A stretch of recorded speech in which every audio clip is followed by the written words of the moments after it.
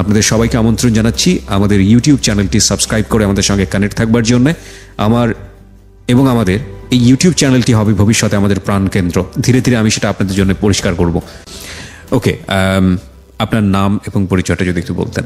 জি, আসসালামু আলাইকুম কিবরিয়া ভাই। আমার নাম আজমিরা খানম, আমি মিরপুর 11 থেকে এসেছি। জেলা কোথায়? জন্ম জেলা? আমার হোম ডিস্ট্রিক্ট বাগেরহাট, জি, কচুয়া থানা। আচ্ছা। আর এই ঢাকাতে কত বছর যাবত? ঢাকাতে সব মিলে 10-11 বছর। ওকে, ঠিক আছে। আমরা একেবারে ছোটবেলা থেকেই শুরু করব, যেটা সাধারণত আমাদের জীবন গল্পে হয় আর কি মনে পড়ে, কোথা থেকে শুরু করতে চান আপনি? আমি একেবারেই আমার ছোটবেলা থেকে, মানে যখন আমি বুঝতে শিখেছি তখন থেকেই। তার আগে আমি যদি বলি, আপনার শিক্ষাগত যোগ্যতা আমি যতদূর জানি আপনি মাস্টার্স পাস করেছেন। জি, ওকে, ঠিক আছে। আমি বাংলাতে অনার্স এবং মাস্টার্স করেছি। আচ্ছা। আমার একটু আগে বলে রাখি গল্পের সুবিধার্থে, মানে আমার জীবন গল্পের, এটা হচ্ছে আমার দাদা, উনার 2 বিয়ে।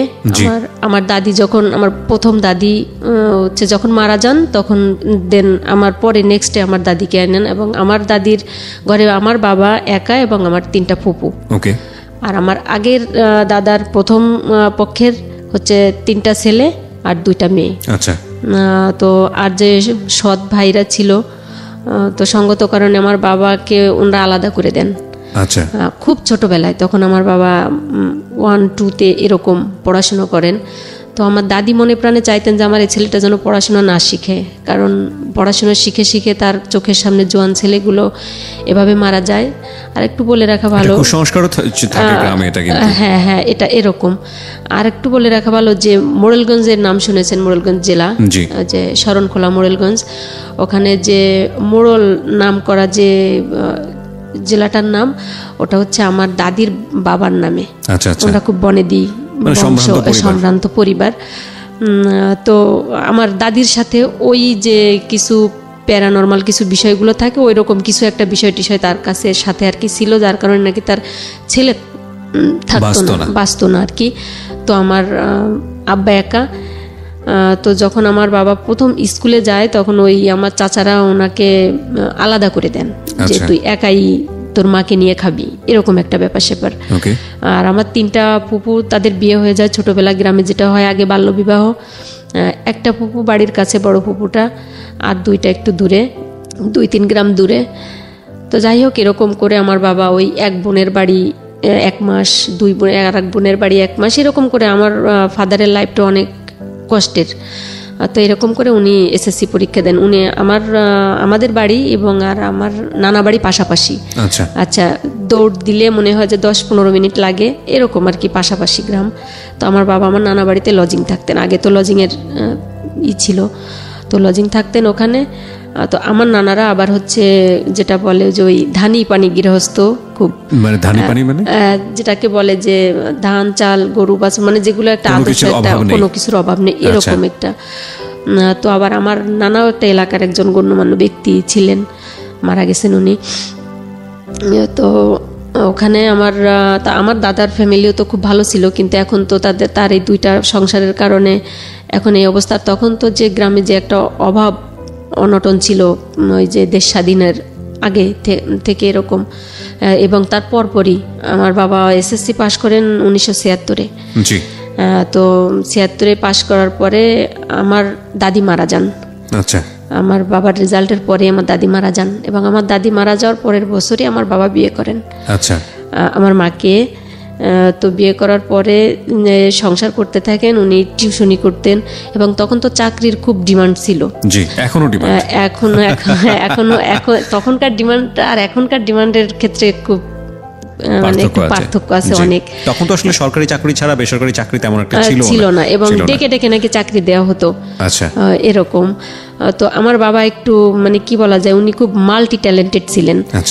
এখনো আছেন, উনি বয়স্ক হয়ে গেছেন যদিও, এখনো যে আমাদের প্রয়াত আব্দুল আলিম জির গান, আমার বাবা গান গাইবেন, আপনারা ধরতে পারবেন না কে গাচ্ছে, মানে এত সুন্দর গাইতেন, এত সুন্দর। এবং সে চারণ কবি। আপনি ভাইয়া যদি বলেন যে মুরব্বী এখন এই টপিকসের পরে আপনি একটা লিখে দেন, এবং উনি নিজেই সুর করতে পারেন। বাহ বাহ বাহ বাহ।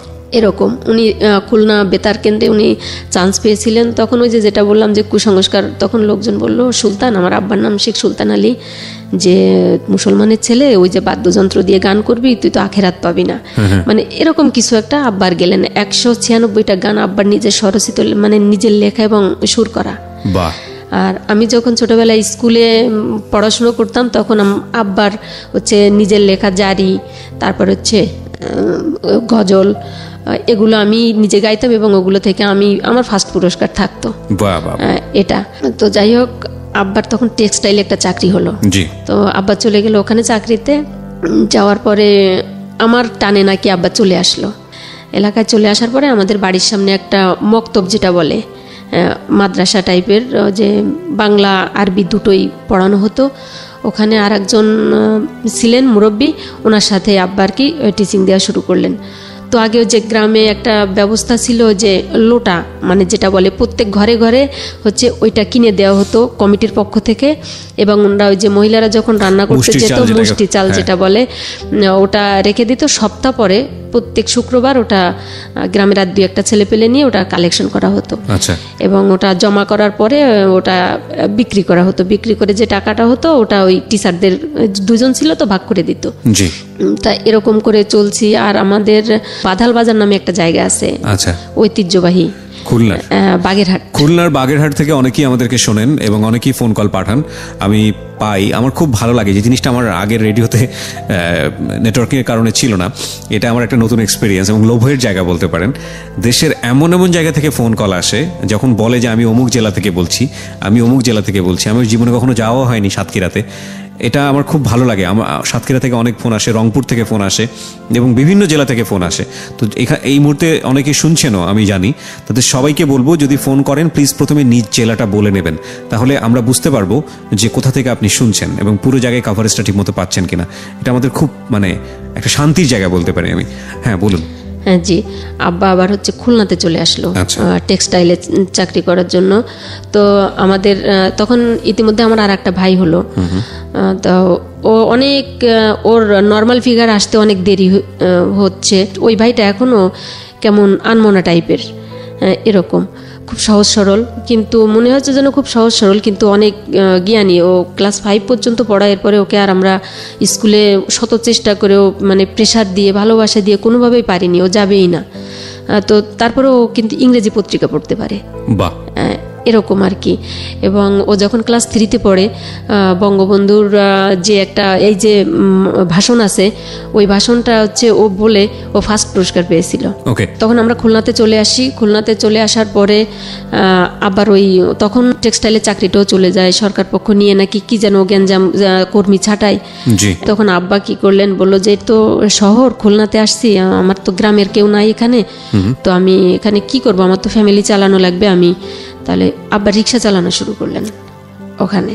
রিক্সা চালানো শুরু করলেন? হ্যাঁ, এখন কোনো চাকরি পাচ্ছেন না, কোনো কারো হেল্প পাচ্ছেন না। আমি উইথ ডিউ রেসপেক্ট সকল রিক্সাওয়ালার প্রতি সম্মান রেখে বলতে চাই যে এটা আমি অবাক হয়েছি এই কারণে, দেখুন একটা মানুষ সেই সময় এসএসসি পাস করা, এবং এটা কিন্তু আজকালকের কথা না, এটা কিন্তু আমি যতদূর জানি কত সালের কথা মনে আছে? এটা হচ্ছে 83-84 সালের গল্প। ওই সময় এসএসসি পাস করা একটা ছেলে যে চাকরি করছে, সচ্ছল পরিবার, সে কিন্তু সবকিছু ছেড়ে ছুড়ে দিয়ে মানে বাধ্য হয়ে আবার পরিবার চালানোর জন্য রিক্সা চালাচ্ছে। এটা কিন্তু 4টেখানি কথা না। হ্যাঁ বলুন। তারপর তখন হচ্ছে আমি ততক্ষণে আমি স্কুলে যাওয়ার মতো হয়ে গিয়েছি। আমাকে স্কুলে আমার মা আব্বা দুজনে আমার বাসায় বসেই আমাকে পড়ান। তো পড়ানোর পরে আমাকে এখন মনে হলো যে আমাকে স্কুলে দেওয়ার দরকার, আমাকে নিয়ে 1-এও না 2-তেও না, আমি 3-তে ভর্তি করাবো একবারে, এক চান্সে 3-তে। হ্যাঁ। তো তখন টিচাররা বললো আপনার এতটুকু মেয়ে 3-তে ভর্তি করাবেন, তো বললো যে আপনারা এক্সাম নিয়ে দেখেন, টেস্ট করে দেখেন, যদি পারে তো করবেন, না হলে তো 1-এই ভর্তি করাবেন। তো আমাকে বললো যে মামুনি তোমার নামটা লেখো তো এখানে, তোমার ঠিকানাটা লেখো। তখন আমি ইংলিশে নামটা লিখলাম, আমার অ্যাড্রেসটা লিখলাম। তো লেখার পরে আমাকে একটা ইংরেজি বই পড়তে দিল, 2 লাইনে একটা রাইমস আর কি, আমি ওটা পড়লাম। তারপর আমাকে একটা অঙ্ক কষতে দিল। তো বলার পরে হ্যাঁ ও পারবে 3-তে। আমার আব্বা এর ভিতরে অনেক অসুস্থ হয়ে গেলেন, যেহেতু তার এত কষ্ট করার তো অভ্যাস নাই, রিক্সা চালে রোদে পুড়ে বৃষ্টিতে ভিজে আব্বার অনেক অসুখ হয়ে গেল। অসুখ হওয়ার পরে আমাদের তো ওখানে কেউ নাই, এর ভিতরে আমার আর একটা ভাই হলো, আমার ছোট ভাই। তো যে বাসাতে থাকতাম তার পাশের বাসায় বরিশালের একটা লোক ছিলেন, ইসমাইল নাম। তো উনি খুব ভালোবাসতেন আব্বাকে, এবং আব্বা বলছে যে তুমি যদি আমাকে ভাই ডাকতে মনে চাই বা বলো, কিন্তু ধর্মের কোনো সম্বন্ধ নেই আমার কাছে, শুনে এগুলো আমি লাইক করি না। তো যাই হোক, উনি খুব ভালো লোক। তো বললো যে ভাই এখন কি আমি আপনার বিপদের সময় আপনার পাশে দাঁড়াতে পারি? তো বললো যে তুমি কি করতে চাও? আমি তো এরকম অসুস্থ, তখন খুলনা সদর হসপিটালে আব্বা অ্যাডমিটেড। তো বললো যে সংসার চলে না, কি করব? তখন আমার ভাইয়া মনে আছে কাঁঠালের সিজনটাতে। তো বললো যে একটা বেশি টাকার একটা ব্যবসা আছে, সেটা হচ্ছে কি, আমার তো ভ্যান আছে, মানে রিক্সা না ভ্যান, যেটা ঠেলা ভ্যানের মতো। তো যদি কাঁঠাল কিনে যদি 6টা পিস 6টা চামিচ কিনে, ওই কাঁঠালগুলো যে এখন যেমন আমরা ঢাকা শহরে দেখি যে মোড়ে মোড়ে যে পেঁপে বিক্রি হয়, তারপরে হচ্ছে ওই যে খাবারগুলো রেডিমেড যে খাবারগুলো, ওটা ওভাবে বিক্রি করি, তাহলে লোকে খাবে। কারণ অনেকে তো কাঁঠাল খেতে ইচ্ছে করে, কেউ বাড়িতে নিয়ে যায়, বা অনেকে এগুলো পারে না, বা সংসারে 2-4 জন খায় আর 2-4 জন খায় না, এরকম যাই হোক আছে, অনেকে পছন্দ করে না। তো যদি এরকম পায় তাহলে দেখি। তা ইন্টারেস্টিং ফ্যাক্টর, কাঁঠালের গল্প আপনি বললেন না, কাঁঠাল সবারই যে প্রিয় তা কিন্তু না, আমারও প্রিয়, কিন্তু খুব বেশি যে মানে পছন্দ করি তা না। কিন্তু ব্যাপারটা হচ্ছে যে আমার বাসার স্পেশালি 2-1 জন মেম্বার আছে যারা কাঁঠালের নাম শুনলেই ভয় পেয়ে যায়। তো সেই কারণে দেখা যায় লাস্ট 4 or 5 ইয়ার্স আমার বাসায় কাঁঠালই ঢোকে না। এটা জাতীয় ফল, আমি সম্মান রেখেই বলছি, যারা পছন্দ করে তাদের জন্য বাকি মেম্বারদের স্যাক্রিফাইস করা উচিত, কারণ অনেকে স্মেলটা নিতে পারে না। হ্যাঁ, আপনি ঠিকই বলেছেন। হ্যাঁ, বলুন। তারপর এরকম তো বললো যে এটা যদি একটা আনকমন একটা ব্যাপার, তো এটা যদি আমরা ফুটপাতে এরকম বিক্রি করি তো সবাই খাবে। আর এটাই আমার মনে হচ্ছে যে এখন আমি তো বুঝি যে খুলনা মনে হয় ওই প্রচলনটা বোধহয় আমিই প্রথম করেছিলাম, যে ওরকম। তা আব্বা বললো বেটা তা তোমার সাথে কে যাবে? তো বললো যে আমার সাথে আজমির যাবে। আচ্ছা, কোন ক্লাসে পড়ছেন তখন? ওই যে 3-তে, ক্লাস 3-তে ভর্তি করে দিয়েছে। ওকে। তো আমি ওটা গেলাম কাকার সাথে। এখন দেখি যে বৃষ্টিতে ভিজে, তো ছোট, তারপরেও ভাবি যে রাস্তায় দাঁড়ায় এগুলো বিক্রি করা hচ্ছে এবং আমি এটা সেলস করছি, এটা কেমন যেন আমার কাছে একটু লজ্জা লাগছে। কাকারে বলি কাকা বাড়ি চলেন তো, এগুলো তখন বিক্রি হচ্ছিল তখন? হ্যাঁ, প্রচুর বিক্রি হচ্ছে, এবং ওই যে হাতে কষ্ট লেগে যাচ্ছে, মানে একটা বিতিকিচ্ছিরি অবস্থা আর কি। তো আইডিয়াটা কিন্তু ভালো। আমি ঢাকা শহরে কখনো, আমার মনে হয় যারা আজকে এখানে শুনছেন তাদের মধ্যে যদি কেউ এরকম ট্রাই করে দেখতে পারেন কাঁঠাল বিক্রির চেষ্টা। কিন্তু এটার একটা বড় সমস্যা হচ্ছে এটাকে হাইজিনিক ওয়েতে উপস্থাপন করা। কারণ উনি যেটা বলছেন যে হাতে আঠা উঠে লেগে যাচ্ছে, কেউ হাত দিয়ে তুলে কাঁঠাল যদি বিক্রি করে ফ্রিজে দেয়, ওটা আসলে স্বাস্থ্যকর না, যদিও আমরা অস্বাস্থ্যকর অনেক খাবারই খাই। সো এটাকে যদি একটু হাইজিনিক উপায়ে, এবং কাঁঠালের কোয়ালিটিটা যদি ভালো হয়, যে নরম খুব বেশি না, ওই যে খাজা কাঁঠাল যেটাকে বলে, খাজা কাঁঠাল, রসা কাঁঠাল এবং খাজা কাঁঠালের দুইটাই। সো আজকে আমরা কাঁঠালের গুণগান নিয়ে বসেছি হচ্ছে আমাদের জীবন গল্পে। আপনারা যেটা করবেন এটাকে একটু সুন্দর করে যদি উপস্থাপন করতে পারেন, আমার মনে হয় যে এটা খুব ভালো একটা বিজনেস হতে পারে, cause it's a very unique business. তবে দয়া করে ক্রেডিটটা জীবন গল্পকে দিবেন না, কারণ আমি চাই না এই অনুষ্ঠানের ব্র্যান্ডটা কাঁঠাল ব্র্যান্ড হয়ে যাক। ওকে, হ্যাঁ বলুন। তো উনি একবেলা রিক্সা চালাতেন, আর একবেলা হচ্ছে এই ব্যবসাটা আমাকে নিয়ে করতেন। আচ্ছা। তো আবার রাতে আব্বার কাছে যেতেন, রাতে উনি থাকতেন আব্বার কাছে। উনি আমাদের জন্য খুব হেল্পফুল পার্সন ছিলেন ওই সময়টাতে। তখন এরকম করতে করতে আব্বার অবস্থা খুবই অবনতির দিকে। তো আমার ফুপুদের বাড়িতে খবর দেওয়া হলো। আমার এক ফুপু আসলেন, আসার পরে আমাদের বাড়িতে নিয়ে গেলেন। আপনার বাবাকে? হ্যাঁ, আমাদের ফ্যামিলি সহ নিয়ে গেলেন। আমরা যখন খুলনাতে যাই তখন আমাদের যে আমার বাবার যে পোতার জায়গা, পোতা যেটা বলে, যে বাস্তু যে ঘরটা, হ্যাঁ, তো ও ঘরটাও এসে দেখি নাই। আমার যে ওই চাচারা ছিল, ওরা খুলে মুলে নিয়ে রান্না ভাত তরকারি রান্না করে, ও ভাবছে যে এবার গেছে তো গেছে, এটা আমাদের জন্যই হয়ে গেছে এরকম। তখন আব্বার এই অবস্থা, আমাদের কোথায় আমরা উঠবো? তো আমার একটা নোয়া চাচা ছিলেন, ওই সৎ চাচা যেটা, উনিও নাই তখন, উনি মারা গেছেন। বড় চাচাও মারা গেছেন, একটা চাচাই ছিলেন আর কি, সেজো চাচাটা, যেটা বেশি মানে ক্রিমিনাল টাইপের, ওনাকে মুন্সি বলেই ডাকতো সবাই। তো উনি ছিলেন। তো ওনার ঘরে কারোর ঘরে উঠতে দিল না। ওই নোয়া চাচার ছেলে মেয়েরা, ওরা বললো যে চাচা আমার ঘরেই উঠুক। আচ্ছা। তখন তো আব্বা মনে করেন যে খাটিয়ায়, যে মরা যেটাকে বলে, এরকম মানে না, মানে এরকম অবস্থা, মানে মৃতপ্রায়। তার মুখে 2বার অলরেডি পানি দেওয়া হয়ে গেছে, যে সে মারা গেছে এই অবস্থা। তার মাথায় চুল নাই, মানে কঙ্কালসার। হয়েছিল আপনাকে বুঝতে পেরেছেন? আমরা বুঝতে, ডাক্তার তখনও বলেনি যে তার অ্যাকচুয়ালি কি রোগটা হয়েছে। আচ্ছা। তো মানে তার দিকে কোনো সুস্থ মানুষ যদি তাকায় সে ভয় পাবে, সে দ্বিতীয়বার তার দিকে তাকাবে না। আচ্ছা, এরকম অবস্থা। তো আর আমার আম্মা হচ্ছে তো খুব ভালো বংশের মেয়ে, ভালো ঘরের, অভাব অভিযোগ কাকে বলে বুঝে না, কিন্তু আমার আব্বার সাথে এসে তো এখন বুঝতেছে, কিন্তু সে তো ঘর থেকে বের হয় না। এখানে একটা কথা বলে রাখি প্রিয় শ্রোতা, জীবন গল্পের এই যে শৈশব, আমাদের আজকের যিনি অতিথি আজমিরা, যার নিকনেম হচ্ছে কবিতা, তো আজমিরার যে শৈশবটা আপনারা দেখতে পাচ্ছেন, সেই শৈশবের আজমিরাকে দিয়ে আজমিরার পুরো জীবন গল্পটা যদি আপনি চিন্তা করেন তাহলে কিন্তু একটা বড় রকমের ভুল হবে। ওকে, আবারও আপনার কাছে আসি কথা না বাড়িয়ে, যেখানটায় আমরা ছিলাম যে বাবার অবস্থা খুবই খারাপ। হ্যাঁ, তো ওখানে ওঠার পরে ওনাদেরও এরকম কাঁচামাটির ঘর, ওই চাচারও হচ্ছে 4টা ছেলে 4টা মেয়ে। তো বললো যে যেহেতু আমার বাবা যদি থাকতো তাহলে তো ও খেত, এখন চাচা ফেলে দিব নাকি।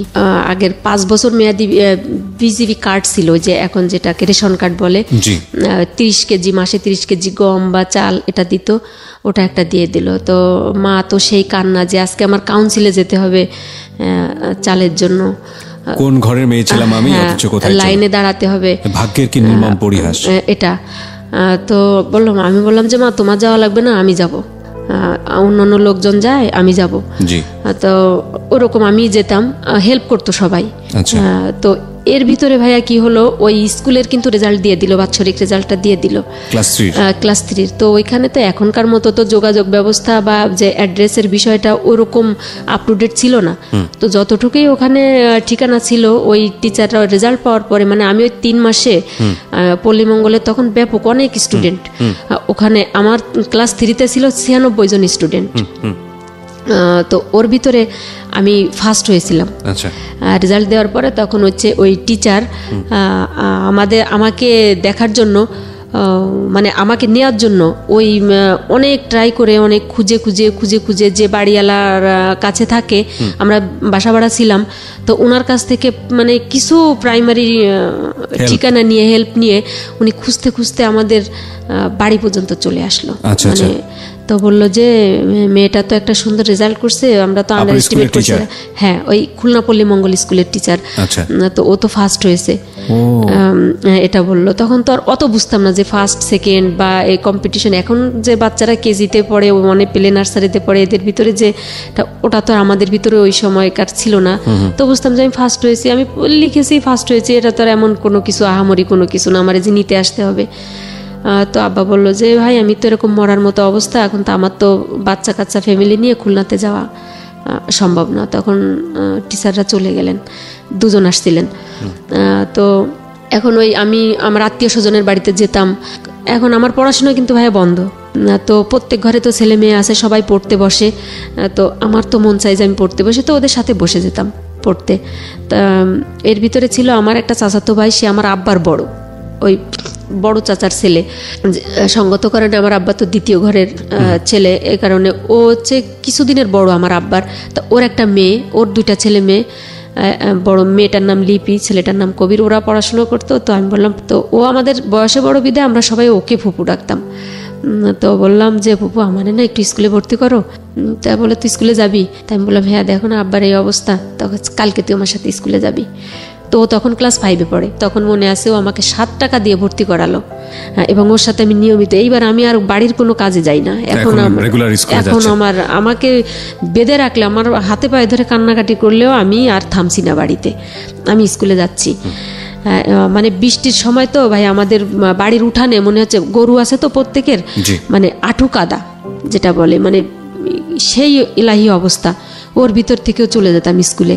ওই যে আগের কালে যে পলিথিন ছিল, যে 2 টাকা পলিথিন, দাম অনেক বড়, হ্যাঁ, জামাটা আর হচ্ছে বই, ওই পলিথিনের ভিতরে আর একটা প্যান্ট এক্সট্রা নিতাম, কারণ ওই মানে ফুটবল খেলার মতো ডিগবাজি খেতে খেতে তো স্কুলে যাওয়া লাগতো।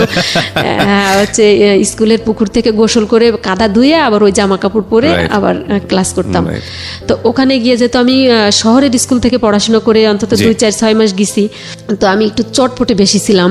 যাই হোক, সঙ্গত কারণে তো ওই কিছুদিনের ভিতরে আমি ক্লাস মনিটর হয়ে গেলাম ওখানে। তো এরকম করে ক্লাস 3-তে পরীক্ষা দিলাম। এর ভিতরে আব্বার অবস্থা একটু উন্নতি হতে লাগলো। তো এর ভিতরে শীতকাল চলে আসলো, এখন আমাদের ওদের ঘর থেকে যেতে হবে, এক ঘরের ভিতরে থাকা যাবে না। ওরা বললো যে এখন তুমি সুস্থ হয়েছো, একটু কাজকর্ম করো, ছেলে মেয়ে দেখো, আমরা তো আর পারছি না, এটা বললো। তখন ভাই দেখেছেন কিনা গ্রামে যে কুড়ে ঘর যেটাকে বলে, মানে হচ্ছে নিচে ওই খড় বিছিয়ে ওটার ভিতরে আমরা থাকতাম। আর আব্বা কি করলো যে টিউশনি জোগাড় করলো। মানে আপনার বাবা কি তখন সুস্থ? একটু সুস্থ, মানে লাঠি ভর দিয়ে হাঁটতে পারে। আচ্ছা, টিউশনি শুরু করলো। আর ওই যে গ্রামের যে মক্তবটা আমাদের বাড়ির সামনেই এখনো আছে, ওখানে এখন ওটা প্রাইমারি স্কুল হয়েছে। তো ওখানে আব্বাকে বললো যে তুমি এখানে একটু সময় দিও। ওই যে আবার সেই পুরনো মুষ্টি চালের কাহিনী, ওইটা ওইভাবেই মোটামুটি জোড়াতালি দিয়ে আমাদের সংসার চলছে মোটামুটি ভালো। তখন আমাদের ওই সময় 2 বেলা খেতাম। এখন আমি 9-এ উঠে গেলাম। 9-এ ওঠার পরে যে প্রথম যখন যে এরশাদ সাহেব যে মেয়েদের উপবৃত্তি যে চালু করেন, ওটা তখন আমি ক্লাস 9-এ পড়ি। তখন প্রথম আমি টাকা পেলাম 610 টাকা। যাই হোক, এরকম করে চলতে থাকলাম। আমি প্রথম পরীক্ষা এসএসসি পরীক্ষা দিলাম হচ্ছে 1996 সালে। 56 জন পরীক্ষা দিছিলাম আমরা প্রথম ব্যাচে। রেজাল্টের সময় হলো কি 2টা রোল নাম্বার আসলো, একটা পাস আর একটা উইথহেল্ড, আর সব ফেল। যেটা আমাদের সময় তো তখন ডিভিশন ছিল, first division, second division, board stand. তো আমরা সবাই ফার্স্ট ডিভিশনে ফেল করলাম। ফার্স্ট ডিভিশনে ফেল সেটা হচ্ছে কি 600-তে ফার্স্ট ডিভিশন, 550-তে সেকেন্ড ডিভিশন, এরকম ডিভিশন ওয়াইজ ভাগ করা ছিল। মার্কস পেয়েছেন ঠিকই, কিন্তু এক সাবজেক্টে ফেল করে অন্য কিছুতে ফেল করেছেন। আমি জীবনে প্রথম শুনলাম আর কি ফার্স্ট ডিভিশনে ফেল। এটা যে অনেকেই বলে যে গ্রামের লোকজন, আমরা সবাই এটা মজা করেই তখন বলতাম যে লোকের কথা মিথ্যা না। 679 পেয়েছিলাম আমি, তাতে তা ফেল। কেন ফেল করলেন? কেমিস্ট্রিতে 2 মার্কে ফেল করলাম রিটেনে, আমি সায়েন্সে ছিলাম। তো এরকম সবাই, মানে আমাদের ফার্স্ট বয় সেকেন্ড বয় যারা এরকম ছিল, মানে মাত্র একটা মেয়ে পাশ করলো গ্রেসে, অঙ্কে 3 নিয়ে, ও সেকেন্ড ডিভিশনে পাশ করলো। আর আমার রোল নাম্বারটা আসলো উইথহেল্ড, পরের বার পরীক্ষা দিয়ে আর কি। যাই হোক, আমি পাশ করলাম। এরকম করে এখন আমি কলেজে ভর্তি হব। আমাদের বাগেরহাট ঐতিহ্যবাহী সরকারি পিসি কলেজ, নাম শুনেছেন? ওটা আচার্য প্রফুল্লচন্দ্র কলেজ, ওটাতে ভর্তি হলাম। ইন্টার ফার্স্ট ইয়ারে ভর্তি হওয়ার পরে চলছে পড়াশোনা। আব্বা এরকম কষ্ট করে যাচ্ছেন, আমি ফাঁকে আবার এখন আমি একটু টিউশনি করা শুরু করে দিছি। ইন্টার পাস করলাম। ইন্টার পাস করার পরে হচ্ছে অনার্সে ভর্তি হয়ে গেলাম। তা আব্বা বললো যে অনার্স নিবি তুই, কারণ আমার একটা, আজকে বলি তোকে, আমার একটা স্বপ্ন। সেটা হচ্ছে আব্বা যখন এসএসসি পাস করলেন, পাস করার পরে যখন কলেজে ভর্তি হতে গেলেন, তখন আব্বা টাকার জন্য ভর্তি হতে পারছিলেন না, এবং আব্বা প্রিপারেশন নিয়ে গেছিলো যে এই টাকায় ভর্তি হতে পারবো, কিন্তু ভর্তি হতে পারছিলেন না। তখন আব্বা কান্না করে দিছিলেন এই কলেজে, এবং কলেজের সাথে কথা বলে আসছিলেন যে কলেজ তুমি আমাকে মানে পিঠ দেখিয়ে দিলা, কিন্তু আমিও হাল ছাড়ার পাত্র না, আমি পারলাম না। যদি আমার ওরের যত কোনো সন্তান, আমার যদি কোনো প্রথম ছেলে হোক বা মেয়ে হোক, আমি তোমার কলেজ থেকে আমি যত ভালো ভালো প্রতিষ্ঠানে আমি মানে সুযোগ পাই কিনা, তোমার এখান থেকেই আমার ছেলে হোক আর মেয়ে হোক, আমি ওকে এমএ পাস করাবো এখান থেকেই। এটা বলে আব্বা কান্না করে চলে আসছিলেন। ফর্ম ফিল আপ করতে গেছি, আগে আব্বা আমাকে নিয়ে মিষ্টির দোকানে ঢুকছে। আগে 2 বাপ বেটিতে ভরপুর খেয়ে তারপরে হচ্ছে টাকা বাসুক আর ছাই না বাসুক এরকম। তো এটা নিয়ে মায়ের সাথে খুব ঝগড়া হতো যে তোমার হিসাব নাই কিছু না, সংসার চলবে কি দিয়ে, যদি 5 টাকা বাঁচতো। তখন তো আমি কিন্তু ভাইয়া 7 টাকা 8 টাকা কেজি চাল কিনেছি আমি। আচ্ছা, এরকম আমি আমার ছোটবেলাতে এরকম দেখেছি 7 টাকা। আমার মনে আছে আমার মা, তখন আমি ক্লাস 6 বা 7-এ পড়তাম, তো ওই সময়টাতে 50 টাকা পকেটে দিত। 50 টাকা পকেটে দিয়ে আবার সেফটি পিন দিয়ে মেরে দিত। আমি হাফ প্যাডেল সাইকেল চালাতাম। সাইকেলের যে মাঝখানে যে 3 কোণাটা ত্রিভুজ আকৃতি থাকে, মাঝখান দিয়ে ফুল প্যাডেল করতে পারতাম না, হাফ প্যাডেল চালাতাম। তো হাফ প্যাডেল চালাতে চালাতে এক হাত দিয়ে ধরতাম, এক হাত সিট, ডান হাতের বগলের যে সিট থাকতো, হাফ প্যাডেল করতে করতে বাজারে যেতাম। এবং আমার মনে আছে আমার 50 টাকা দিয়ে আমার মা আমার ওই আপনার হচ্ছে হলো সেফটি পিন দিয়ে দিত, যাতে 50 টাকা হারায় না যায়। এবং এই 50 টাকা নিয়ে যেতাম। আমার এখনো মনে পড়ে যে 3 টাকা 4 টাকা 5 টাকা 60 টাকা কেজি অনেক সবজি আমি কিনেছি। 40 টাকা কেজি গরুর মাংস ছিল, এটা আমি জানি না এটা। এবং ওই সময়ও মানুষ বলতো যে 40 টাকা কেজি গরুর মাংস আমরা 60 টাকা কেজি কিনেছি, 4 টাকা কেজি কিনেছি। ইনফ্যাক্ট এখন বোধহয় 500 550, আমি জানি না, আমি বাজার করি না, so I don't have any idea. But এগুলো গল্প যখন শুনি তখন কিছুটা শৈশবের কথা মনে পড়ে যায়। সেটা এরকম বের হওয়ার পরে আব্বা বলে যে অনেক কষ্ট হয়েছে, লাইনে দাঁড়ায় বাবা, আগে খায়নি, চল। আব্বা চলেন, এটা আর কি। খাওয়াটার পরে সবকিছু নিয়ে বাড়ি গেলাম। তা আব্বা মা বলে যে আমাদের জন্য কিছু আনো না, আজকে তো নিশ্চয়ই মিষ্টি হয়েছে। তাকে হ্যাঁ তোমাদের জন্য আনছি। তো আমাদের একটা মশারির ভিতরে আমরা 5 জনই ঘুমাতাম, আব্বা আম্মা আমার ছোট 2টা ভাই এরকম। আচ্ছা, তো 2 টাকা হলে সবকিছু, মানে 2 টাকা হলে আমার কলেজে যাওয়া হয়ে যেত। ওই যে 1 টাকা দিয়ে বাসে যেতাম, আমাদের স্টুডেন্টদের জন্য 1 টাকা ছিল। আচ্ছা, তো আমি একটা জামাই পরতাম মনে করেন যে 6 মাস, কিন্তু ওটা আমি ওই আয়রন করে, মানে তখন ওই 3 টাকা নিত একটা জামা 3 পিস আয়রন করতে। তো আমি যখন কলেজে যেতাম তখন আমি লেডিস জুতাগুলো কেন যেন আমি পছন্দ করতাম না। আমি সবসময় জেন্টস স্টাইলের জুতোগুলো হ্যাঁ ওরকম পরতাম। তো আমি কলেজে গিয়েই আমি এই খোঁজগুলো নিতাম যে স্পোর্টস সাইডের কীগুলো আছে। তো আমি রোভার স্কাউটে নাম দিলাম, আমি রেঞ্জার হয়ে গেলাম, মানে যে মেয়েদের যে লিডার, টিম লিডার, ওটাকে রেঞ্জার বলে রোভার স্কাউটের ভাষায় কলেজের। আর হচ্ছে আমি আউটডোর ইনডোর গেমগুলোতে আমি পার্টিসিপেট করতাম। তো এভাবে চলছি। প্রথমে ভাই একটা কথা বলে রাখি, আমি যখন প্রথম আব্বা আমাকে ইন্টার ফার্স্ট ইয়ারে কলেজে ভর্তি করায়, তখন আব্বা আমাকে বলে, বাবা এখন তুমি বড় হয়েছো, তোমার কলেজে ঢোকার আগে 2টা সিনেমা হল আছে, তো তোমার কলেজ টাইমটা এমন সময় যে তুমি কিন্তু 2টা শোই তুমি কমপ্লিট করতে পারবা। তো তুমি যদি আমাদের অগোচরে এগুলো করো তো আমাদের কিন্তু করার কিছু থাকবে না। বাবা আমাকে বলছে। তো ভাইয়া যখন মানে আমি অনার্স ওল্ড ফার্স্ট ইয়ারে মানে শেষের দিকে, তখন হচ্ছে আমি প্রথম সিনেমা হলে যাই।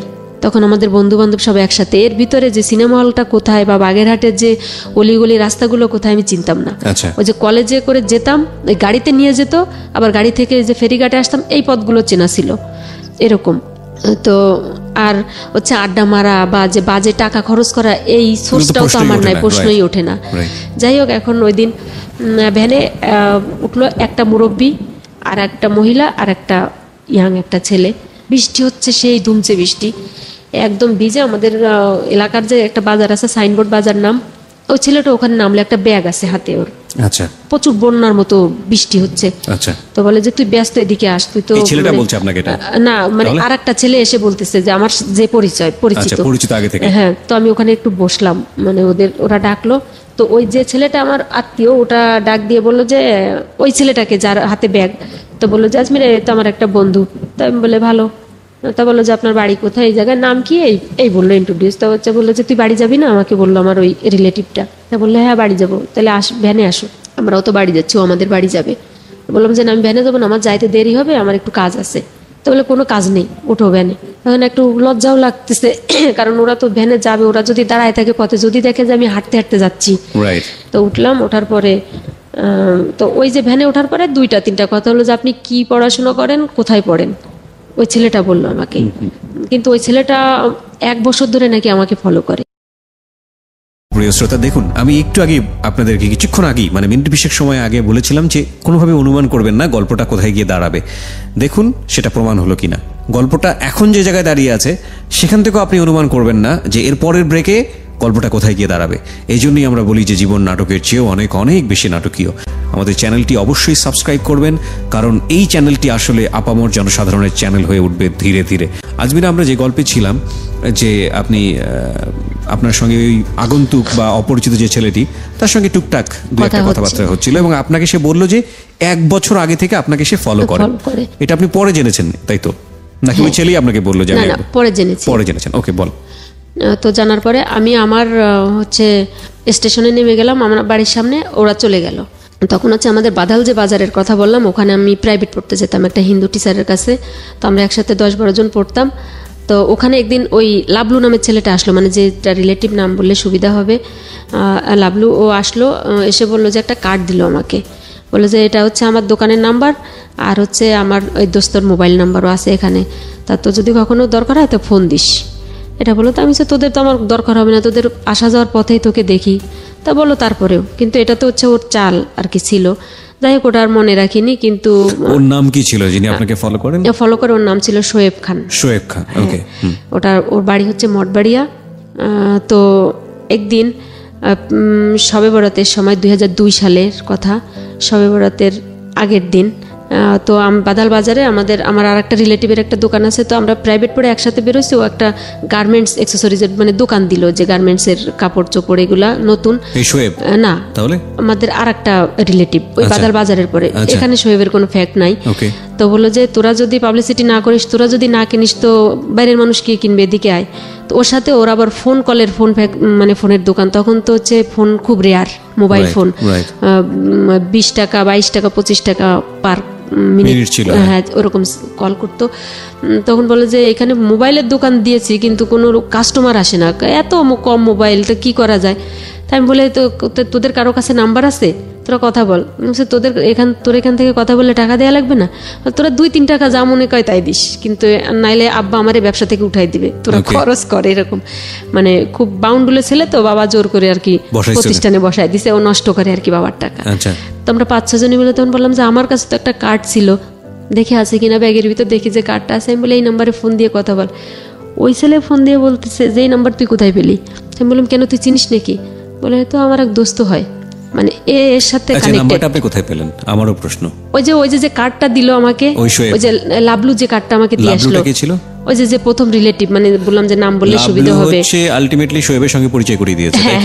আচ্ছা, তো লাবলু আপনাকে কার্ডটা দিল, এটা নাম্বারটা কার ছিল? লাবলুর ছিল না শোয়েবের ছিল? শোয়েবের ছিল, কিন্তু আমার তো ফোন নাই যে এখন ট্রাই করবো যে নাম্বারটা কার, ওইটা ব্যাগের ভিতর ওভাবে পড়ে আছে। তো যখন ওই ফোনের অফারটা দিল তখন বেরোতে বললো যে এটা তো আমার একটা বন্ধুর নাম্বার। আমি তুই একে চিনিস? তা বলে হ্যাঁ আমি চিনি। আমি চিনি, এটা লাবলুর নাম্বার, ও ফোন পাবে কোথায়?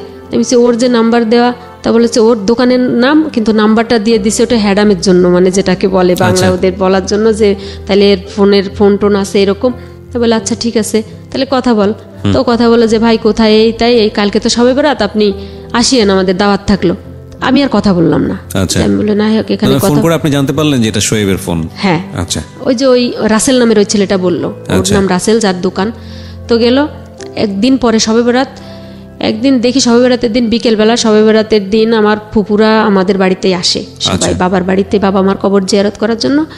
গরিবানা হালে হলেও মানে মোটামুটি, আমার আব্বা আবার হচ্ছে খুব খাওয়া প্রেমিক লোক, উনি খেতে খুব পছন্দ করেন, সেটা বুঝতেও পারছিলাম আমরা আপনার গল্প শুনে। হ্যাঁ, খুবই মানে আমার এরকম যে কষ্ট অভাব অভিযোগ থাকুক, চাল কেনার জন্য বাজারে গেছে আব্বা, উনি বিশাল একটা মাছ কিনে নিয়ে আসছেন। তখন আম্মা সেই চিল্লাপাল্লা, তুমি চাল নিয়ে আসলা না, তুমি মাছ নিয়ে আসলা। তা বলে যে তুই জানিস তোর ওই পাশের ঘরে গেলে তোকে চাল ধার দিবে কিন্তু তোকে মাছ ধার দিবে না। মানে হাসিও লাগে, কষ্ট পায়, এটা মানে এটা দেখে আসছি। তখন মা বললো যে তুমি জীবনে শুধরাবা না, তোমার লাইফে কোনোদিন ডেভেলপ হবে না, বলে এই চিন্তা তোকে করতে হবে না, এটা আল্লাহ করবে। যাই হোক, সবে বরাতের কাহিনী। তো আমার মেজো ফুপু আমার এখানে আছে, আমার আর একটা বড় ফুপুর মেয়ে ওটা এখানে আছে। তো বিকেলবেলা আমাদের হচ্ছে বাড়ির লাগোয়ার সাথে, বাস্তু বাড়ির সাথে একটা ঘের টাইপের, মানে বিটা যেটাকে বলে, কৃষি টিসি হয়। তো ওখানে বিকেলবেলা আমি যেন কিসের জন্য আসলাম, কাপড় নিতে। ওর ভিতরে আবার একটু গোসলের ব্যবস্থা আছে, মানে শীতের সময় তো যেখানে রোদ পড়ে ওখানে সবাই গোসল করতে আসে। তো নিতে আসলাম আমার ভাগ্নিটার সাথে। এখন দেখছি দূর থেকে একটা লোক আসতেছে, হাতে মিষ্টির প্যাকেট। আচ্ছা, তো আবসা আবসা দেখা যাচ্ছে যে কুয়াশা পড়ে গেছে, কার্তিক মাসের কথা আর কি এরকম। তা এখন আমার এই ভাগ্নিটা ছোট, তো বলতেছে যে ফুপু যে খালা যে বাড়ি আসুক না কেন যেন আমাদের বাড়ি আসে, কারণ এই যে মিষ্টি আছে যে সাথে, এরকম আর কি ব্যাপার। তাহলে চল, কিন্তু চল বলে আমি হঠাৎ তাকায় দেখি যে আমাদের চার পাড়াচ্ছে, মানে চার যেটা বলে সাঁকো বলেন যে আমাদের বাড়ির সামনে, এখন অবশ্য ওটা আছে। তো এখন আমি দেখে কি ব্যাপার, দূরের থেকে দেখতেছি, কিন্তু ছেলেটা অনেক সুন্দর, মানে খুব হ্যান্ডসাম, চেহারা খুব ভালো। এখন ওখানে আমাদের দেখার পর আমাদের ডাক দিছে আমাকে নাম ধরে। তো বললাম এখন ভাইয়া কি বলবো, যেটা বিলিভ করবেন না, মানে আমি কলার পাতা যেভাবে কাঁপে বাতাসে, আমি ওভাবেই কাঁপাকাঁপি শুরু করে দিছি। এই কাঁপাকাঁপিটা কেন? দুই কারণে। একটা হচ্ছে যে আপনি তখন ইন্টারমিডিয়েটে পড়েন। আচ্ছা, আপনি বলেন। মানে হ্যাঁ, আপনার গেস ঠিক আছে। দুই কারণে। একটা হচ্ছে যে আজকে মান সম্মান সব গেল, আমাদের তো ঘর নাই। Exactly, that was my concern. এই একটা প্রথম একটা। আর দ্বিতীয়টা হচ্ছে যে আমার এই এতটুকু পড়াশোনার লাইফে আমার একটা ছেলে বন্ধু আমার বাড়িতে আসেনি, বা একটা মেয়ে বন্ধুকে আমি আনিনি। কোথায় আনবো? কারণ আমার ওই সেন্সটাই আমার ভিতরে কাজ করতো না। মানে বেসিক্যালি টু রিজন যেটা আমি বললাম। হ্যাঁ, এটা এখন এই দুটাই মানে আমার ভিতরে। আর তো বাবা তো মেরে ফেলবে যে নিশ্চয়ই, আমি যদি সাপ গলায় বেঁধেও বলি, কোরআন নিয়েও বলি যে এর সাথে আমার কোনো পরিচয় নেই, প্রত্যেকেই বলবে যে তোমার এই ছেলের সাথে কোনো রিলেশন আছে কি? এই ছেলে বাড়িতে তাই হয়, গ্রামাঞ্চলে তাই হয়। ইনফ্যাক্ট এই কথাগুলো উঠে যায়। এই ছেলে আসতে, মানে একটা ছেলে জানে না তোমার সাথে কথা নেই বার্তা নেই, সে হুট করে তোমার বাড়িতে চলে আসলো, এটা তো বিশ্বাসযোগ্য বিষয় না। তো কিন্তু আব্বা বাড়ি না ওই টাইমে, আব্বা আবার কিছু পার্ট টাইম কাজ করার জন্য, মানে ব্যবসার সিজনে কাজ করার জন্য খুলনা বা মোংলা পোর্টে ওদিকে যেতেন আব্বা। আচ্ছা, আচ্ছা। তো মানে খুব ক্রাইসিসের মোমেন্টে আব্বা এরকম বাইরে যেতেন, আমাদের বুঝতে দিতেন না। জানি তো যে কষ্ট হচ্ছে, কষ্ট করছে, এরকম আব্বা বাড়ি না। যাই হোক, ফুপু আছে।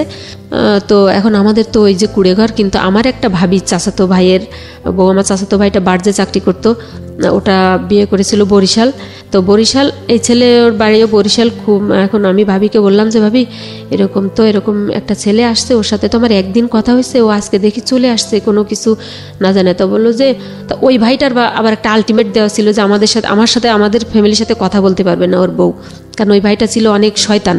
মানে ও বিভিন্ন জায়গায় বিয়ে টিয়ে করে বেড়াতো। আর আমি যেহেতু কলেজে বাগেরহাটে, আমি এখন শহরমুখী হয়ে গেছি, তো আমি ইনফরমেশন অনেকগুলো ওর বউকে দিতে পারবো, এ কারণে। তো বললো যে তোর কাকা কাকিকে বল, কারণ আমাকে তো আবার আসলে যদি মারধর করে, যে এটা যে একটা মেহমান আসছে, ওদের আর কি কাঠের ঘর, আমাদের গ্রামে যেগুলো ভালো ঘর। তো বললাম যে কাকা কাকি এই যে, তো বললো যে কী সমস্যা, তো আমার ঘরে উঠা, মানে কথা বলতে বলতে আসতেছি, ও তখন হচ্ছে ওই কাকার ঘরে এলো। শবে বরাতের পরের দিনের ঘটনা। তো ওই বসার পরে হচ্ছে আমি ভাবির কাছে গেলাম। তো ভাবি বললাম যে দেখেন যে কী অবস্থা হয়। মা বলল কে? তো মা একেবারে, আমার মা খুব মানে কর্কশ টাইপের আর কি, মানে খুব কড়া। তো বললো যে তোমার বাড়ি কোথায়, সব জিজ্ঞেস করলো, তুমি এই বাড়িতে হঠাৎ আসলা? তো বললো যে আসলাম। তো তুমি কিভাবে চিনলা? বলে চিনি আমি আপনাদের বাড়ি। তো আমার মেয়েকে তুমি কতদিন ধরে চিনো? কয় চিনি 3-4 দিন ধরে চিনি, কিন্তু জানি 1 বছর ধরে। ও এরকম করে বলতেছে আর কি আম্মার সাথে। তারপরে এখন এটা বলার পরে তো বললো যে আপনাদের বাড়ির পরে আসলাম, তো এখন এভাবে ব্যবহার করতেছেন, তা আমারও ঘর আছে, আপনারা খোঁজ নিয়ে দেখতে পারেন বা কিছু, আমি চলে যাব। মানে এরকম করতে করতে মানে ও কথাটা এত মানে লেন্দি করছে যে মানে দেরি হয়, মানে রাত হয়ে যায়, এরকম অবস্থা। আমি কিন্তু ওখানে প্রেজেন্ট নাই, আমি তো দোয়া ইনুস পড়তেছি ঘরে বসে। আল্লাহ, আমার তো অবস্থা আজকে আব্বা নাই, তাতে কি হয়েছে, মা আজকে হাত পা মানে বাইদে সাইদেই পিটানি শুরু করবে। তো মা ওখান থেকে ওই ঘরে আর গেল না। ওখানে না যাওয়ার পরে আমার ভাবি আর কি আর চাচি ওকে আপ্যায়ন করলো।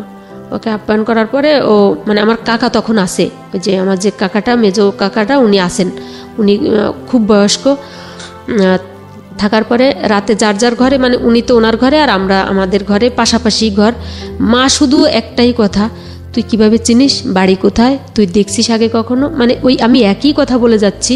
ওই অবস্থা এরকম করতে করতে সকাল হয়ে গেল, মানে রাতে ঘুমাইলাম, সকাল হয়ে গেল, আমি তো কলেজে যাওয়ার জন্য রেডি। ওই ছেলেও বের হলো, কিন্তু ওই রাতে যে আমার চাচির সাথে, আমার ভাবির সাথে, আমার চাচার সাথে ওই ছেলের কি কথা হয়েছে ভাইয়া, মানে হচ্ছে আমি পরে জানছি আর কি, আচ্ছা আচ্ছা, আগে জানি না। তো আমরা বের হলাম, ভাবিও আমাদের সাথে বের হলো, মানে ওনার একটা ডিপিএস আছে, উনি ওটা টাকা জমা দিতে যাবে ব্যাংকে। তো বের হওয়ার পরে এখন শুধু পথে একটা কথা বললো যে আপনার ননদ তো আমার কথা শুনলো না। তা মানে ভাবি নাকি এটা বলছিল যে তুমি ওকে বিয়ে করো, যে মানুষটার সঙ্গে কথা নাই, বার্তা নাই। হ্যাঁ, এটা। আর নাকি আমার চাচা রাতে ওকে, মানে ওর এত সুন্দর ওর চেহারা ছিল, ওটা দেখে নাকি আমার চাচা বললো, মানে সব পরিচয় দিল। তারপরে বললো যে আমার ভাইটা তো খুব মানে কষ্ট করে তার মেয়েটাকে মানুষ করতেছে, তা তুমি তোমারে দেখে আমার বাবা পছন্দ হয়েছে, তুমি আমার মেয়েটাকে নিও। আচ্ছা আচ্ছা, আমার চাচা এটা বললো। তা বললো যে আপনার মেয়ে যদি রাজি হয়, আমি আপনার মেয়েকে বিয়ে করব। আমি এজন্যই আমি আসছি মূলত। আপনি তো সব চিন্তাও করেননি ওকে নিয়ে? মানে ভাইয়া, আমি এটা তো মানে চিন্তার প্রশ্নই আসে না। মানে ওর সাথে যদি 2-4 দিন কথাও হয়নি এরকম, কিন্তু দেখে মনে হচ্ছে যেন ভালো লাগার মতো একটা ফেস বা ব্যক্তি এরকম। তো এরকম করার পরে আমি গাড়িতে উঠলাম, তো ভাবির সাথে ভাবিরে মিষ্টি টিষ্টি কিনে দিল যে এটা নিয়ে যান, কাকার জন্য নিয়ে যান। তো আমি এটা দেখলাম, তো বললাম যে এতই খাতির। তো বললো যে এটা আমার বোন, আমি বোন ডাকছি, কারণ যেহেতু আমাদের বরিশাল রেঞ্জে বাড়ি, বরিশাল বাড়ি, সেইকে যে আপা আপা ডাকে। আমি বিষয়টা একটু আমলে নিলাম যে এর ভিতরে সামথিং রং, বা কিছু মিষ্টি কিনে দিল একদম অপরিচিত। তো বললো যে কালকে যে তুমি যে মিষ্টি নিছো এটা আমরা পাইনি, তা তোমার বললো যে কাকা তো মুরব্বী মানুষ, মারা যাবে, তো দেখে আসলাম, এই জন্য দিলাম আর কি। যাই হোক, হতে পারে এটা। বাসে উঠলাম, পরের স্টপেজে দেখি কি ওই ছেলে ওই গাড়ির ভিতরে, শোয়েব। হ্যাঁ, শোয়েব গাড়ির ভিতরে থাকাকালীন অবস্থায় তখন এর ভিতরে আমার তো আবার কলেজ গাড়ি চলে গেছে। তখন বাগেরহাটের এপার এসে আমাদের আর একটা গাড়িতে উঠতে হয়, দশানি নামক স্টপেজে, আমাদের ওখানে নেমে কিছু দূর হেঁটে কলেজ। তো ওখানে যখন বসলাম, আমি মানে ভাড়া নেওয়ার যে একটা গ্যাদারিং আছে, ওই ফাঁকেও আমার পাশের সিটে এসে বসছে। কোন ফাঁকে, আমি তো জানালা থেকে তাকাই আছি, এবং বললো যে আমি যখন দশানি নামবো, মানে আমার স্টপেজে কলেজের সামনে, তখন আমার হচ্ছে পিছনে একটা মানে আমি ঠেকলাম যে মানে এখন বুঝি যে ওটা রিভলভার জাতীয় কিছু একটা। তা বললো যে গাড়ির থেকে নামা যাবে না, কোনো শব্দ করা যাবে না, আমার সাথেই যেতে হবে, এটা বললো আমাকে। শোয়েব আপনাকে রিভলভার ঠেকিয়েছে? হ্যাঁ, মানে এটা আমি বুঝতে পারছি যে আমার পাশে কিছু একটা। তা বললো যে এটা কিন্তু কোনো খেলনা জিনিস না, এটা কিন্তু অস্ত্র, একদম মেরে দেবো, কিন্তু আমি কিন্তু সর্বহারার লোক। এভাবে মানে আস্তে আস্তে করে কানের কাছে ফিস ফিস। এখন তো ভাইয়া যেটা বুঝি, এখন যতটুকু বুঝি, তখন তো এগুলো কোনো কিছু মানে বুঝতাম না যে এইরকম জীবনটা গেছে একভাবে, কিন্তু এই এই খাতে তো কখনো পড়িনি। তখন আমি আর আপনি তখন কলেজ ড্রেস পরা, মানে কলেজে যাচ্ছেন? আমাদের কোনো কলেজের ড্রেস ছিল না তখন, মানে আলটিমেটলি কলেজে যাচ্ছেন, কলেজে আমাদেরও আছে, মানে কলেজের এবং হিন্দু দ্বারা যাই হোক ধর্মে। তো আমি আর কোনো কথা বলছি না। সর্বহারা শব্দটার সঙ্গে পরিচয় ছিল? হ্যাঁ, সর্বহারার সাথে, কারণ ওইটার ব্যাপক মানে তাণ্ডব চলছিল তখন আমাদের এলাকাতে। যেমন ওই যে নামে যে ছিল ওখানকার তো ত্রাস ছিল একদম ওপেনে, দিনে দুপুর বেলায় মানুষ জবাই দিত এরকম। তো ওই শব্দটা শোনার পরে মূলত আমি আরো ভয় পেয়ে গেছি। এখন হচ্ছে ওই এই মানে এটা শোনার পরে তো আমি একেবারে যে এটা অবশ্য ওরা যখন মুখ থেকে বলছে ওটা মেরে দিবে, কারণ এই ধারণা আছে, অভিজ্ঞতা আছে আমার ভিতরে, আমাদের ভিতরে। ওখানে এলাকায় দেখি ডাকাতি হয়, সর্বহারারাই বেশি এরকম করে। যাই হোক, কোথায় নামবো? খুলনাতে চলে, মানে একেবারে খুলনা রূপসা স্ট্যান্ডে গাড়ি থামলো। ওই সময়েই তখন ওই সেলের কাছে আমি দেখলাম 2টা ফোন, 2 পকেট থেকে 2টা ফোন বের করলো। তখন আমি দেখলাম যে সনি এরিকসনের যে সেটগুলো আছে ওইটা, আর একটা হচ্ছে মটোরোলা এই সেট। তো ওর যে বন্ধু বান্ধবগুলো ওখানে দেখলাম যে 10-12 জন আর কি রূপসা ঘাটে। আমার সাথে কোনো অশালীন আচরণ করতেছে না। নামার পরে বললো যে কোনো কথা না, যেটা বলি সেইটাই শোনো। তখন আমি বললাম কোথায় যাচ্ছি? বললো যে তোমার গার্জিয়ান আমাকে মদ দিছে, অতএব আমাকে তোমার আজকে বিয়ে করতে হবে। তো মদ দিয়েছে, সেটা বিয়ে করার এই সিস্টেম কেন? হ্যাঁ, তা আমি বললাম এরকম কেন? তা বললো যে এরকম কেন, এখন তোমাকে বললে তো তুমি আমার সাথে বিয়ে বসতে রাজি হবা না। আমি বলে কেন? যে আমি যে সর্বহারা তাতেই সমস্যা কি? মানুষ তো এখন আমি নিজেকে স্বাভাবিক করার চেষ্টা করতেছি যে ওর সাথে কথা বলে, যে এখন চিল্লাপাল্লা করলে তো আমার মরা ছাড়া কোনো গতি না, অথবা আমার অন্য কোনো শারীরিক সমস্যা ওরা করবে যেটা ওদের করার আমার কিছু থাকবে না। তো দেখি কথা বলে ওদের সাথে আমি মানে কনভিন্স করতে পারি কিনা। তো বললো যে তুমি আমার বাড়ির ঠিকানা নাও, যোগাযোগ করো, দেখো আমি ভালো না খারাপ বা আমার বংশ খারাপ কিনা, কিন্তু হচ্ছে এটা বিয়ের পরে, হ্যাঁ বিয়ের আগে না। তো আমি বললাম যে আমি কাকে নিয়ে বিয়ে করবো, আমার তো এখানে কেউ নেই, আমি জানি তোমার খুলনাতে তোমার একটা ভাই আছে। মানে এই সমস্ত তথ্য সব হচ্ছে আমার ওই ভাবি ওকে দিয়ে দিছে। আচ্ছা। আর আমার চাচি চাচা এরা তো দিচ্ছে সহজ সরল মনে, তারা তো অলরেডি বুঝে গেছে যে মেয়ের সাথে তো এ ছেলে যোগাযোগ আছে, সম্পর্ক আছে, কখনো বাড়িতে আসে না। ও এবং আমাকে একটা জায়নামাজ নিয়ে আসছিল, একটা গিফট দেওয়ার জন্য, শবে বরাতের গিফট হিসেবে সৌদির একটা বাইরের একটা জায়নামাজ। আচ্ছা। এটা তো এরকম মানে কিছু ভণ্ডামি আর কি। যাই হোক, এখন ওটা বলার পরে তো আমি বললাম যে হ্যাঁ, আমার খুলনাতে আমার একটা ফুফাতো ভাই আছে, ও বিয়ে করছে। আমার যে মেজো ফুফুটা আমাদের বাড়িতে ছিল, ওনার ছেলে বিয়ে করেছে খুলনা ফুলতলা, ওখানে ওর শ্বশুরের 2টা রাইস মিল খুব মানে প্রভাবশালী। তাই আমি বললাম হ্যাঁ ওখানে যাবো। তখন আমি একটা ভরসা পেলাম যে ওই পর্যন্ত যেতে পারলে আমি বেঁচে যাব। তা বলে চলো। আমি বলে আমি কখনো ওখানে যাইনি, আমি নাম জানি। তো বলে নাম জানলেই হবে, ঠিকানা বের করতে পারবো। তো নাম অনুযায়ী ঠিকানা বের করে ফেললাম, আমার ফুফাতো ভাইকে পেয়ে গেলাম। ভাইকে পেয়ে তো আমি তো সেই কান্নাকাটি, ভাই আমাকে বাঁচা, এই অবস্থা। আমরা আবার খুব মানে একই বয়সের, একই এজের আর কি, আমার সে ভাইটা আর আমি। আর তাছাড়া আমি একটা মামাতো বোন, ওদের আমার 3টা ফুফুর, আমি তো একাই আর কি। তো খুব আদর করতো। তাই বললাম এই অবস্থা, এই ছেলে এই অবস্থা, তাকে এতটুকু চিনি, এতটুকুই আমাকে এখন বিয়ে করার কথা বলে, দেখ ওর কাছে, ওর সাথে জোরে কথা বলিস না, ওর কাছে কিন্তু অস্ত্র আছে। আমাদের এই চ্যানেলটি এখনো একেবারে শিশু পর্যায়ে আছে। এটার জন্য যেটা করতে হবে, আপনাদের সবাইকে চ্যানেলটি সাবস্ক্রাইব করতে হবে, ভিডিওতে দেখতে হবে, শুনতে হবে, আর কিচ্ছু লাগবে না। এবং চ্যানেলটি এখন শিশু অবস্থায় রয়েছে, আপনাদের সবার কোঅপারেশন প্রয়োজন। আপনারা সবাই এখানে কন্ট্রিবিউট করুন এবং আপনাদের প্রয়োজনেই এই চ্যানেল থেকে উপার্জিত অর্থ আপনাদের জন্য ব্যয় হবে। So I am giving you word guys, okay? কিচ্ছু করার দরকার নেই, পয়সা দিয়ে হেল্প করার দরকার নেই, শুধু ইউটিউবের সঙ্গে কানেক্ট থাকলেই হবে। সাবস্ক্রাইব করতে ভুলবেন না প্লিজ, ওকে? যেখানটায় আমরা ছিলাম যে আপনি আপনার এক আত্মীয়র বাড়িতে গিয়েছেন এবং তাকে বলছেন যে তুমি ওকে নিয়ে বেশি কিছু করো না, কারণ ওর কাছে কিন্তু পিস্তল আছে। এই আত্মীয়টা কে ছিল আপনার? আমার ফুফাতো ভাই, মেজো ফুফুর ছেলে। হ্যাঁ, ওকে, ঠিক আছে। উনি ওখানে যেতে রাজি হলো কেন, শোয়েব? যেহেতু ওই যে আমার চাচা বলে, আমার চাচি বলে দিয়েছে, আর আমার ভাবি যে ওর ওখানে গার্জিয়ান আছে। আচ্ছা। এটা তুমি যদি ও যেতে না চায়, তুমি তো নিজের মতো করে ওকে ট্রাই করবা, ও যদি যেতে না চায় তখন ওখানে নিয়ে যাবা। আচ্ছা আচ্ছা। এটা তো আমি যেটা বলছিলাম প্রথমে, যে ও আমার সাথে অশালীন কোনো যে এখন আচরণ ওইটা করতেছে না। তো না করার পরে তো ভাইকে ওটা বলার পরে তা ভাই বললো যে আচ্ছা আমি দেখতেছি, তুই রুমে যা, তোর ভাবির কাছে যা, আমি ওর সাথে কথা বলি, ওকে রাস্তায় নিয়ে কথা বলি। তো ওই ভাইকে নিয়ে রাস্তায় গিয়ে কথা বলো, কতক্ষণ পর আমার ভাই এসে বলে কি তোর সমস্যা কি? আমি তো খোঁজ নিলাম, ও তো ভালো বংশের ছেলে, ভালো ছেলে, চেহারা ভালো, সবাই কনভিন্স হয়ে যায়, মানে টোটালি ও যে কি করে সবাইকে কনভিন্স করতেছে ভাই। এটা ইন্টারেস্টিং ফ্যাক্ট হচ্ছে সবাই বোধহয় আপনাদের, আমি জানি না, আমি অনুমান করছি, এই যে দারিদ্রাবস্থা এটাকে মনে করতো যে না ঠিক আছে বিয়ে যদি হয়ে যায় তাহলে তো বেঁচেই গেল। আমি মনে করি যে এটাই হচ্ছে মূল একটা ঘটনা হতে পারে। আর তাছাড়া ও চেহারা ফেলে দেওয়ার মতো ছিল না, হ্যাঁ স্মার্ট ছিল, খুবই ভালো, এবং বংশমর্যাদা শোনাশুনির পরে বললো যে এটা যাই হোক। এখন আমি তো যে আল্লাহ, আমি যে একেবারে বিপদে একটা খড় পেলাম বাঁচার জন্য, তাও বাঁচলাম না, কিন্তু আমি বললাম যে আব্বা তো মেরে ফেলবে। তো এটা বলতে বলতে আমার কথা মুখে থাকতে থাকতে ও আমার ভাইকে নিয়ে, আমার ভাইয়ের শেলিকা এদেরকে নিয়ে ও অলরেডি শপিংয়ে চলে গেছে। আমাকে অনেক রিকোয়েস্ট করলো, আমি বললাম আমি কোথাও যাব না। তখন ও বলে গেল যে ভাবিকে যে ওকে দেখে রেখো যেন চলে না যায়, মানে কোথাও কিসের শপিং গেল আমি বুঝতেছি না, মানে ওদের কনভিন্স করার জন্য। ওদের পরে দেখি কতক্ষণ পরে খুলনা নিউ মার্কেট থেকে শপিং করে নিয়ে আসলো, প্যান্ট, জুতা মুতা ইত্যাদি ইত্যাদি, আমার জন্য একটা বোরকার কাপড়, এরকম। এগুলো পাওয়ার পরে ওরা, আমার ভাইয়ের শ্বশুর, উনিও তো এখানকার একজন গণ্যমান্য ব্যক্তি, তো উনি বললেই আর কি বাসায় কাজে চলে আসলো। আমি তো সেই বাসায় ঢোকার সাথে সাথে কান্না করতেছি একভাব। তখন কাজী সাহেব বললো যে ওর গার্ডিয়ানকে। তখন আমার ভাবি বললো যে আমি ওর গার্ডিয়ান, আর সাথে আর একটা ছেলে, আর হচ্ছে ওর শোয়েবের পক্ষের গার্ডিয়ান হচ্ছে আমার ফুফাতো ভাই, মানে ও আমার লোকগুলোকে ওর করে নিয়েছে, মানে এত দূর আর কি ট্যালেন্টেড আর কি। এরকম করে যখন আর কি আমাকে সই করতে হলো, আমি সিগনেচার করার পরে আমার আর কিছু মনে নাই। যখন আমার মনে হলো তখন ফজরের আজান দিয়ে দিয়েছে আর কি, মানে যখন আমার সেন্স আসলো আর আমি একা, তখন দেখলাম আমার ভাইয়ের শাশুড়ি, আমার ভাইয়ের বউ, একটা ডাক্তার, মানে নার্স আর কি, এরা আমার কাছে বসা। আমি নাকি অনেক অসুস্থ হয়ে গেছিলাম আর কি, সেন্সলেস হয়ে গেছিলাম। মানে আমার একটা টেনশন কাজ করতেছে যে এত দরিদ্রতার ভিতরে আব্বা আমাকে এত কষ্ট করে, যে আমার আব্বা একটা তখনকার শিক্ষিত মানুষ, আমাকে রিক্সা চালিয়ে, আমার আব্বা যখন আমি যে ইন্টার পড়তাম বা অনার্সে যে ফার্স্ট ইয়ারে পড়ছি, এই যখন আমার বিয়ে হয় তখন আমি অনার্সের অলরেডি ফাইনাল পরীক্ষা দেওয়া হয়ে গেছে, মানে সেকেন্ড ইয়ারে ওঠার জন্য।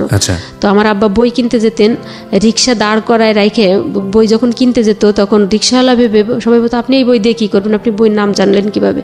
তো এখন এই নিয়েই আর কি আমার বেশি টেনশন হচ্ছে। কিন্তু ও পরের দিন ওখানে এক রাত থাকলো ওই ফুপুর বাড়িতে। তো আমি বললাম আমি বাড়ি যাব, আগে আমি বাড়িই যাব। তো বললো যে চলো বাড়ি যাই। তো আমি বললাম যে জবাই তো দেবে সবাইকেই ধরে আব্বা। তো আব্বা বাড়ি গেল, মানে বাড়ি গেলাম আমরা, ও আমাকে আগে বাড়ি পাঠাই দিল, মানে আমাদের রাস্তা থেকে। তখন আমার আরও বেশি ভয় লাগলো যে আল্লাহ আমাকে একা পাঠাই দিল, আমার তো বিয়ে হয়ে গেছে, এখন হচ্ছে ও যদি না আসে আর তাহলে কি হবে? আবার আমি তো একা জানি না, আমার ফুফাতো ভাই জানে। এরকম কনফিউশন। বাড়ির ভিতরে ঢোকার পরে হচ্ছে দেখি 10-15 মিনিটের ভিতরে আর কি ও আমার পিছনে আর কি ও আসে, কিন্তু ওইগুলো আমি দেখিনি। আসার পরে তো বললো যে, ওই ভাবিকে বললো যে ভাবি আমরা বিয়ে করছি। আমার মা তো ভাইয়া সেই যে দৃশ্য সেটা আমার জীবনে ভোলার না। সে মা একটা চিৎকার দিয়ে যে সেই গড়াগড়ি করে কান্না, সে কান্না পৃথিবীর আকাশ পাতাল ভারী করা কান্না। মা বললো যে তুই কি এটা কি করলি, যে আমাদের জীবন তো এখনো সেই কলার পাতায়। তো আমি একটা পরের ছেলে, আমি ওকে মানে কোথায় বসতে দিব, বা তোদের কোথায় রাখবো, বা তুই এখন বিয়ে করলি আমাদের সব কিছু অন্ধকার করে দিয়ে, যে আর তো আমাদের তো সেই ভিখারিই থাকা লাগবে, মানে তোরে নিয়ে কত স্বপ্ন ছিল। তো আমি আর কি করবো, আমি মায়ের কাছে মানে ভয়তে, আমি তো নিজের ভিতরে নিজের ভয়ে আমি বাঁচি না, কিন্তু মায়ের এই আর্তনাদগুলো মানে আমার আরো বেশি মানে কি বলা যায়, মানে কাতর করে দিচ্ছে। আমি মায়ের সামনে দাঁড়াতে পারতেছি না, যে মা বোধহয় আমাকে এখনই মেরে ফেলবে। তা আমার ফুপু অলরেডি তখন ওখানে আসে, তখন ফুপু বুঝাতে লাগলো। আমার চাচা চাচি তো সেই খুশি, তখন তারা মাকে বুঝালো। তখন মা শুধু বললো ও যেন আমার সামনে আসে না। আব্বা বাড়ি চলে আসলো। তো দেখলাম যে আব্বাকেও কনভিন্স করে ফেলছে। তো আব্বাকে কনভিন্স, কিন্তু আব্বা মাথায় হাত দিয়ে অনেকক্ষণ বসে থাকলাম। আমি আব্বাকে কখনো কাঁদতে দেখিনি ভাইয়া। আমার এই বয়সে আব্বাকে আমি হাউমাউ করে আমি জীবনে 2 দিন কি 3 দিন কাঁদতে দেখছি। মানে আমার এখন 36 ইয়ার চলে বয়স। আমি এই 3 দিন আমার এই লাইফে আমি আব্বাকে 3 দিন কাঁদতে দেখছি।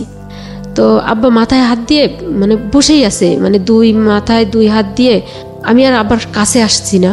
বললো যে বাবা ভুল করছি, ওর দোষ না, ও এখনো আমাকে মেনে নিতে পারতেছে না, তা আপনারা আমার বাড়ির খোঁজ খবর নিয়ে দেখেন। তা বললো যে যাই হোক, যা হবার তা তো হলোই, দেখি এখন কি করা যায়। তো তুমি তো আমার সবকিছু দেখলা জানলা, তুমি আমার এই সর্বনাশটা কেন করলা? তো আমার একটা ঘর নাই। তখন কি জানতে পেরেছে আপনার ফ্যামিলি সব মেম্বাররা যে ওরা সর্বহারা? না, ওটা কেউ জানে না, ওটা কেউ জানে না। ওটা শুধু আমি, ওই শব্দটা আমিই জানি। হ্যাঁ, এটা বলার, এবং তখন অলরেডি ও হচ্ছে ওয়ান্টেড বলতে মানে পুলিশের জায়গা থেকে ওয়ান্টেড তখন। হ্যাঁ, পুলিশের জায়গা থেকে। এবং হচ্ছে যখন প্রথম বিএনপি সরকার যে চিরুনি অভিযান চালায়, আচ্ছা, যে তখন লিস্টেড যে থাকে, ও হচ্ছে সেই লিস্টের লিস্টেড আসামি ছিল। এবং ওর যে এই যে মানে বিয়ে করার এই মূল উদ্দেশ্যটা, ওর একটা শেল্টারের দরকার ছিল, যে এমন একটা জায়গায় একটা শেল্টার নিবে যে যেখানে ও থাকতে পারবে, মানে এরকম যে ওকে দেখবে না, কেউ ধরতে পারবে না, এলাকা ছাড়া বাইরে, এরকম। এই জন্য ওর এত মানে আগ্রহ যে আমাদের কিছু নেই, তারপরে তো বললো যে এরকম দুর্বল একটা জায়গায় আঘাত করলো, মানে আসলো যে যেখানে ওকে অ্যাভয়েড করার মতো ক্ষমতা কারো না থাকে, মানে এরকম মানে কুল ব্রেনের আর কি চিন্তা ভাবনা করে ও আগালো। পরে এভাবে চলছি। এখন আমি পড়াশোনা চালাচ্ছি, কিন্তু ওই ভাইয়ের ঘরের একটা পিছনের বারান্দার একটা রুমে ওখানে আমরা থাকতাম, আমাদের ঘরে তো থাকার জায়গা নেই। তো আমার ওই চাচাতো ভাইটা বাড়িতে আসলো। বাড়িতে আসার পরে, মানে সংক্ষেপেই বলি, ও আসার পরে ও আমাদেরকে মানে ওর ঘর থেকে নামাই দিল। মানে ওর ভিতরে আর একটা টেন্ডেন্সি ছিল, কি খুব খারাপ উদ্দেশ্য ছিল আমাকে নিয়ে, যে কোনো কালে ও চাচাতো, মানে আমার আব্বা তো খুব নিডি, তো যে কোনো সময় হয়তো আমি পড়াশুনো করতেছি, এরকম আমি বড় হয়েছি, তো ও যে কোনো একটা প্রলোভন দেখায়, ও হয়তো আবার আমাকেও বিয়ের প্রস্তাব দিবে বা বলবে যে চাচা ওকে আমাকে দাও, মানে এরকমের একটা টেন্ডেন্সি। চাচাতো ভাই খুব বয়স্ক, মানে ও এরকম শয়তান কোয়ালিটির। কিন্তু এটা তো কখনোই বুঝতে পারতাম না, জীবনে কখনো কল্পনাও করিনি। ও যার কারণে ওই যখন দেখলো যে বাড়ি এসে আমার বিয়ে হয়ে গেছে, তখন হচ্ছে আমাদের ওর ঘর থেকে তো নামাই দিল। আর আব্বাকেও খুব ভাবে আপনাদের নামে দিল, মানে ওর ঘরেই মোটামুটি আশ্রয় ছিলেন আপনারা? হ্যাঁ, ওর ঘরের পিছনে বারান্দাতে থেকে বের করে দিল আপনাদেরকে? হ্যাঁ, পুরো ফ্যামিলিকে? মানে না, আমার বাবা মা তো পাশের ঘরে, ওই যে ছোট একটা দোচালা একটা কুড়ে ঘরের ভিতরে থাকে, তো ওখানে তো জামাই নিয়ে থাকা যাবে না। আর ও তো বেসিক্যালি আমাকে ওর বাড়িতে নেয়নি, ও তো আমার বাড়িতেই, আমার বাবার বাড়িতে। আচ্ছা, মানে শোয়েব? হ্যাঁ, শোয়েব। এখন তো ওখানে বললো যে আচ্ছা সমস্যা নাই। ও তখন করলো, আমাদের বাজারে গেল, আমাদের ওখানকার বাজারে। হ্যাঁ, বাজারে যাওয়ার পরে হচ্ছে একটা টিনের দোকানে গেল। টিনের দোকানে গিয়ে হচ্ছে 2 বান টিন নিল। তা বললো যে আমি এই টিনটার টাকা আমি বিকেলে পৌঁছায় দিচ্ছি। টিনের দোকানিকেও কিভাবে, মানে আমি যেখানেই দেখতেছি ওকে, আমি তত অবাক হচ্ছে যে সবাইকে কেমন যেন সবকিছু, মানে কেউ ওকে দেখে না, চেনে না, কিছু না, অমনি ফট করে 2 বান টিন বাকি দিয়ে দিল। বললো যে ওই যে মানে চটা দিয়ে মোটামুটি 2 চাল করি আর বেড়া দিয়ে দিই, তো এভাবে আমরা সবাই থাকতে পারবো একটা ঘরের ভিতরে। ঘরের জায়গা তো আমাদেরই, যে ঘরের পরে কুড়ে ঘরটা ছিল আর কি, ওইটা চেঞ্জ করে ফেললো। আমি কিন্তু এত ঝড়ঝাপটার ভিতরে ভাই, আমি কিন্তু মানে পড়াশোনা বন্ধ দিচ্ছি না। তখন আপনি কিসের স্টুডেন্ট? আমি তখন অনার্স, এই যে সেকেন্ড ইয়ারে উঠে গেলাম। হ্যাঁ, কিন্তু আমি জীবনে আমার এই যে অনার্স সেকেন্ড ইয়ারের লাইফ এই পর্যন্ত ভাই, আমি জীবনে কোনোদিন নতুন বই কাকে বলে আমি বই পাইনি। ওই যে 6-7 যখন পড়ছি, তখন হচ্ছে আগে তো মনে করেন যে 6-এ একটা গ্রামার বই কিনলে ওটা দিয়ে এসএসসি পরীক্ষা দেওয়া যেত, একটা বই দিয়েই। তো আমি ওই যে 7-8 বছরের পুরনো যারা 7-এ পড়ে ফেলে রাখছে বই, ওইগুলা কিনতাম সেট ধরে 30, 40, 50, 60, 70, 80 এরকম টাকা এরকম দিয়ে। তো ওরকম করে। আর হচ্ছে আমার কলেজ লাইফে এখনও খোঁজ নিলে দেখা যাবে বাগেরহাট পিসি কলেজে এ যাবৎকালেও মনে হয় সর্বরেকর্ড হচ্ছে আমার, যে লাইব্রেরি থেকে সেমিনার থেকে বই নেওয়া। কারণ আমার তো কিনে পড়ার অ্যাবিলিটি নাই, আমি ওখান থেকে নিয়ে পড়তাম। ম্যাক্সিমাম সময় আমি লাইব্রেরিতে বসে যে নোটগুলো করতাম, এরকম টিচারদের ডিস্টার্ব করতাম। স্যাররা বসে আসছে সবাই, যে স্যার আমাকে এটা একটু দেখা দেন। স্যাররাও মানে অবাক হতো যে এরকম স্টুডেন্টরা ডিস্টার্ব করে, কিন্তু আমি যে কেন ডিস্টার্ব করি এটা তো স্যারদের বুঝতে দিতাম না। এরকম করে পড়াশোনা চালাচ্ছি। যে স্কাউট করতে যেতাম, ওখান থেকে সনদ, এরকম করে। যাই হোক, ও করলো কি, আমাকে ওই যে অনার্স সেকেন্ড ইয়ারে তখন আমাকে কিছু বই কিনে দিল। আমি যেহেতু বাংলাতে, খুলনায় এসে আমাকে 7টা বই কিনে দিল। এই যে ফার্স্ট আমার জীবনে প্রথম নতুন বই ভাই, মানে পৃথিবীর, মানে মনে হচ্ছে আমি পৃথিবী হাতে পেয়েছি। মানে ওর প্রতি আমার আর কোনো রাগ দুঃখ কোনো কিছু নাই। আমি যে নতুন বই, আমি সারাক্ষণ বইগুলোর ঘ্রাণ শুকতাম, যে নতুন বই এরকম। আর চেয়ার টেবিল তো ছিল না, ওই যে মাটিতে বসে, ওই যে তাল পাতার চাচে ওখানে বসে পড়তাম। আর যদি দেখতাম যে আমার অন্য চাচাতো ভাই বোনেরা পড়ছে, তো ওর ওখানে তখন তো কেরোসিনের বাতি এরকম হারিকেন ওরকম, তো ওদের পাশে গিয়ে আসতে, ওরা জোরে জোরে পড়তো, তো আমার আবার জোরে পড়া যাবে না, আমি জোরে পড়লে ওদের ডিস্টার্ব হবে, ওদের পড়া হবে না, ওর মারা বাবারা চিল্লাপিল্লি করে। তো আমি বইটা খুলে নিয়ে শুধু চোখ বুলাতাম, মানে ওদের আলোতে, আমাদের ঘরে কেরাসিন নাই, মানে বাতি জ্বালানোর এরকম। তো যখন এই যে শোয়েব আসলো আমাদের ঘরে, তো এই কষ্টটা আর থাকলো না। ও এরকম কি করলো, আমাকে ওই যে বই কিনে দিল। বই কিনে দেওয়ার পরে এখন আমার কলেজে যেতে 20 টাকা খরচ হয় রিক্সায়। এখন রিক্সায় যায়, বাসের জন্য দাঁড়ায় থাকা লাগে না, মানে এপার থেকে রিক্সায় যেতে পারি। তো ও কিন্তু কন্টিনিউ আমাদের এখানে থাকতেছে, আমাদের এখান থেকে যাচ্ছে না। তাই আমি বলি এটা তো ভালো দেখায় না, তুমি চলে যাও অথবা তুমি নিয়ে গিয়ে বা তুমি আমাকে নিয়ে কোথাও বাগেরহাটের ভিতরে একটা তোমার তো রিলেটিভ আছে থাকো। তো বললো যে না, এখান থেকে তোমার পড়াশোনা করা, মানে অনেক বুঝ দিত। এর ভিতরে হচ্ছে আমার বেবি কনসেপ্ট হয়। বিয়ের কতদিন পরে, মানে কত মাস পরে? এটা হচ্ছে 2002 সালে হচ্ছে 23শে অক্টোবর আমার বিয়ে হয়। আর হচ্ছে জানুয়ারি 2004 সালের 8 জানুয়ারি আমার মেয়ে হয়। তার মানে এটা কি সিচুয়েশনাল ছিল, মানে আপনাদের ওয়ান্টেড ছিল না, আলটিমেটলি সিচুয়েশনাল হয়ে গেছে? হ্যাঁ, এটা আর ওটা তো চিন্তা করতাম না। এখন এটা এর মধ্যে আপনার হলো ওই শ্বশুর বাড়িতে যোগাযোগ করা, জানানো, কিচ্ছু চেষ্টা করেনি আপনার বাবা মা? জানছে, এতটুকুই জানতে পারছে যে হচ্ছে ছেলে খুব বংশীয় এবং তাদের বাড়িঘর দরজাও চিনে এবং ওরা খুবই বড় লোক, খুবই প্রভাবশালী।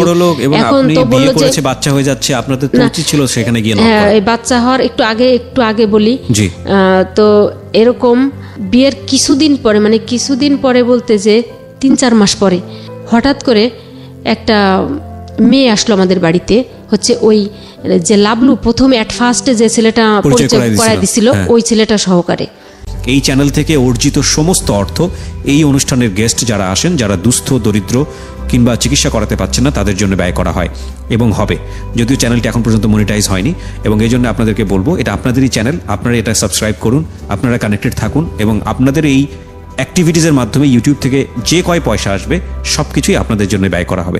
জি আজমিরা, তারপর আসলো এবং তখনও আমাদের বাড়িতেই, তখন লাবলু সাহেব উনি একটা মেয়েকে সাথে করে নিয়ে আসছেন। হ্যাঁ, সে মেয়েটাও অনেক সুন্দর, অনেক লম্বা টম্বা নিয়ে আসলো। এখন বললো যে এটা হচ্ছে শোয়েবের বউ, এটা বললো। শোয়েবের বউ? হ্যাঁ।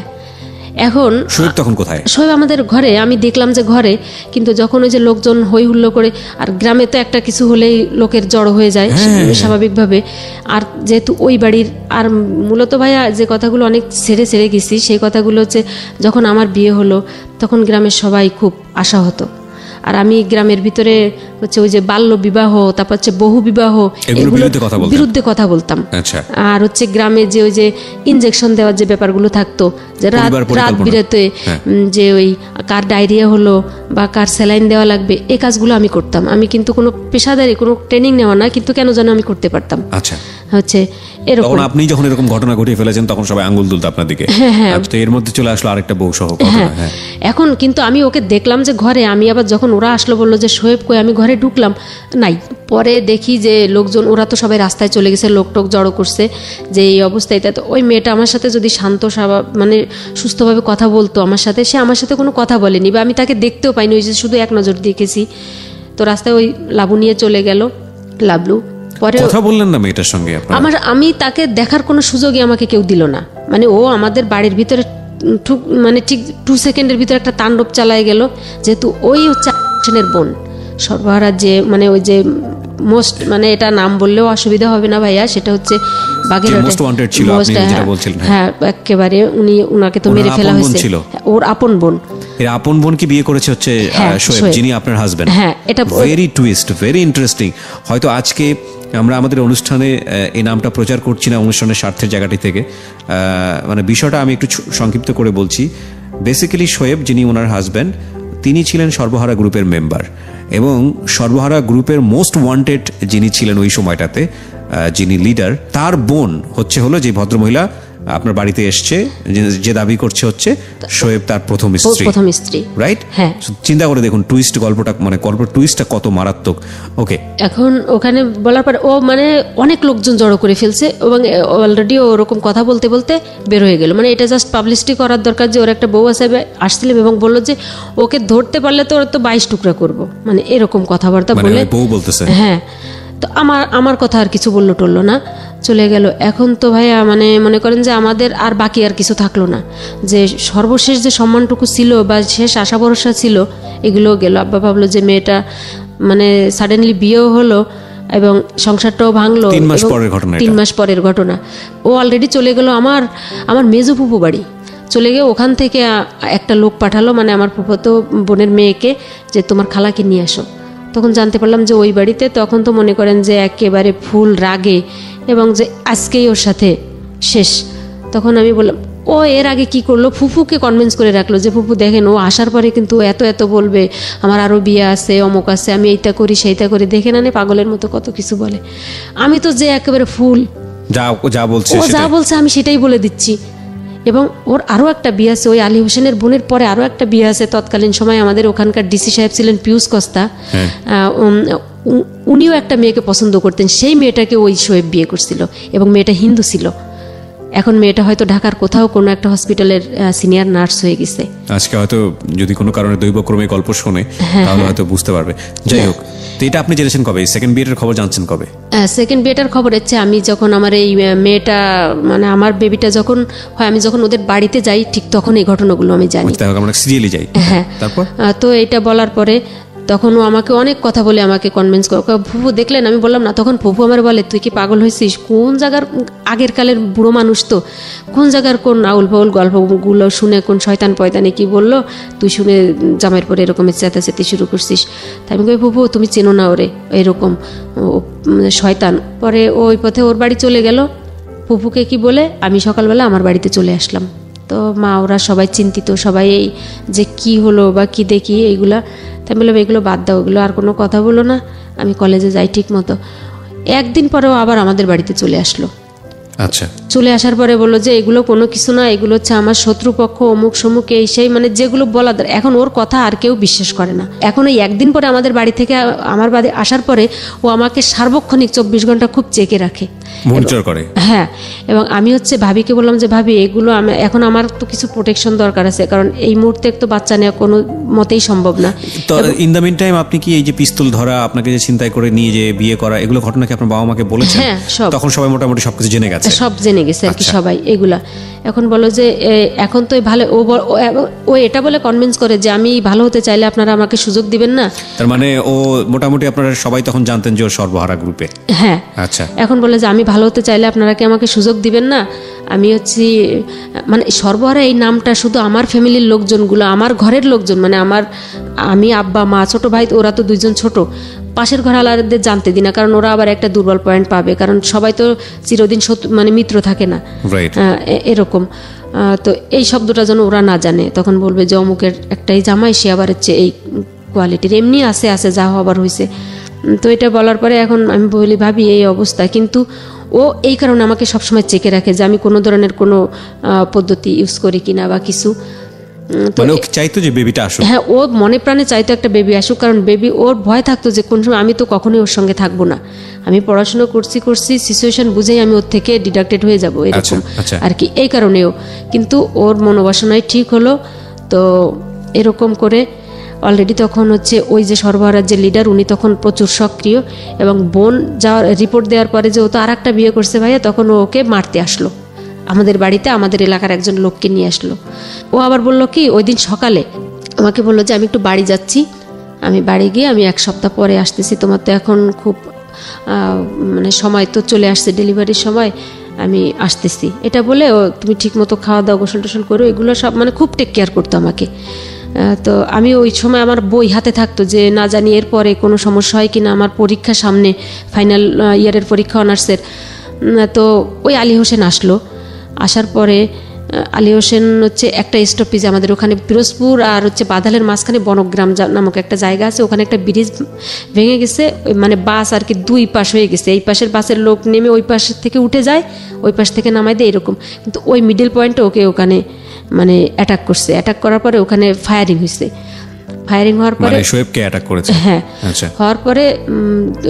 হওয়ার পরে ওখানকার একটা ছেলে, মানে আমাদের দিকের একটা ছেলেই ওকে সিস্টেমে কিভাবে যেন ওকে বিপদসীমা আর কি মুক্ত করে দিছে, যে ভাই এইবার আপনি যান, আপনি এবার ফ্রি, এরকম ওর ভিতর থেকে।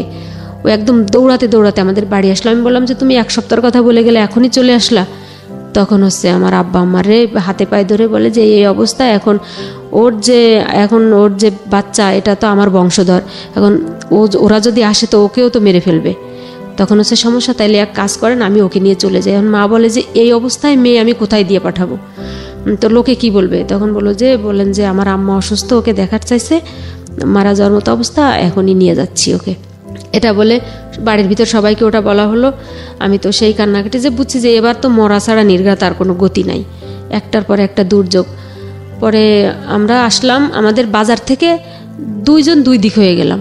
ও আমার আব্বাকে বলে কি যে আপনি আমাকে অন্য পথে আমার নামাই দেন এমন জায়গায়, যে আমি ওই পথে আমার বাড়ি যাই, আর ওই পথে ওর খালা বাড়ি থাকুক, কালকে সকালে ওই পথে আমাদের বাড়ি যাবে, আমি ওইখান থেকে এসে ওকে ওই পথে নিয়ে যাব। এটা বলে দিল, চলে গেল। আমি আমার খালা বাড়িতে গেলাম। পরের দিন আব্বা ওকে রেখে আসলো আমার ছোট পুকুর বাড়ি থেকে, ওই পথে ওকে পাঠাই দিল। রাতে আব্বাকে একটা চিঠি লিখে দিল, বলে এটা নিয়ে আপনার মেয়েকে দিবেন, আপনি পড়েন না।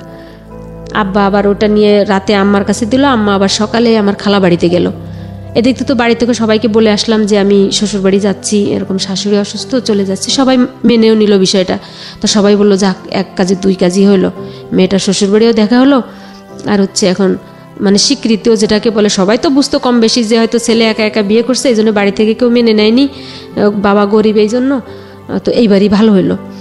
চিঠিতে দেখি লেখা মানে বেশ উল্টাপাল্টা, যে তুমি বাড়ি ফিরে যাও, এদিকে ঝামেলা একটু মিটছে, আমি আসতেছি তোমাদের বাড়ি। এখন বলেন কেমন মানে কি অবস্থা, মানে আমার বাড়ি ব্যাকে আসতে বলে। তখন আমি তো এখন আমি অনেকটা শক্ত হয়ে যাচ্ছি আস্তে আস্তে। কত সহ্য করবেন, আর সহ্য করার আর কোনো মানে পথ নেই। তো আমি বললাম যে আমি মরি বাসি, আমি হচ্ছে এখন তো আর বাবা মার সম্মান ডুবানো যায় না, আমারও তো একটা ইমেজ আছে। আমি শ্বশুর বাড়ি যাচ্ছি, আমি একদিন পরে, তখন কত বেবি তখন হয়নি, মানে আর 18 দিন ওদের বাড়িতে যাওয়ার ওই দিনের 18 দিন পরে বেবি ডেলিভারি হয়েছে। তার মানে চিন্তা করেন অবস্থা কতটা ক্রুশিয়াল স্টেজে ছিল সেই সময়টাতে বেবি। আর আমার পায়ে পানি চলে আসছিল, মানে অনেক ক্রিটিক্যাল অবস্থা, করাটাই ডিফিকাল্ট, একেবারে ডিফিকাল্ট।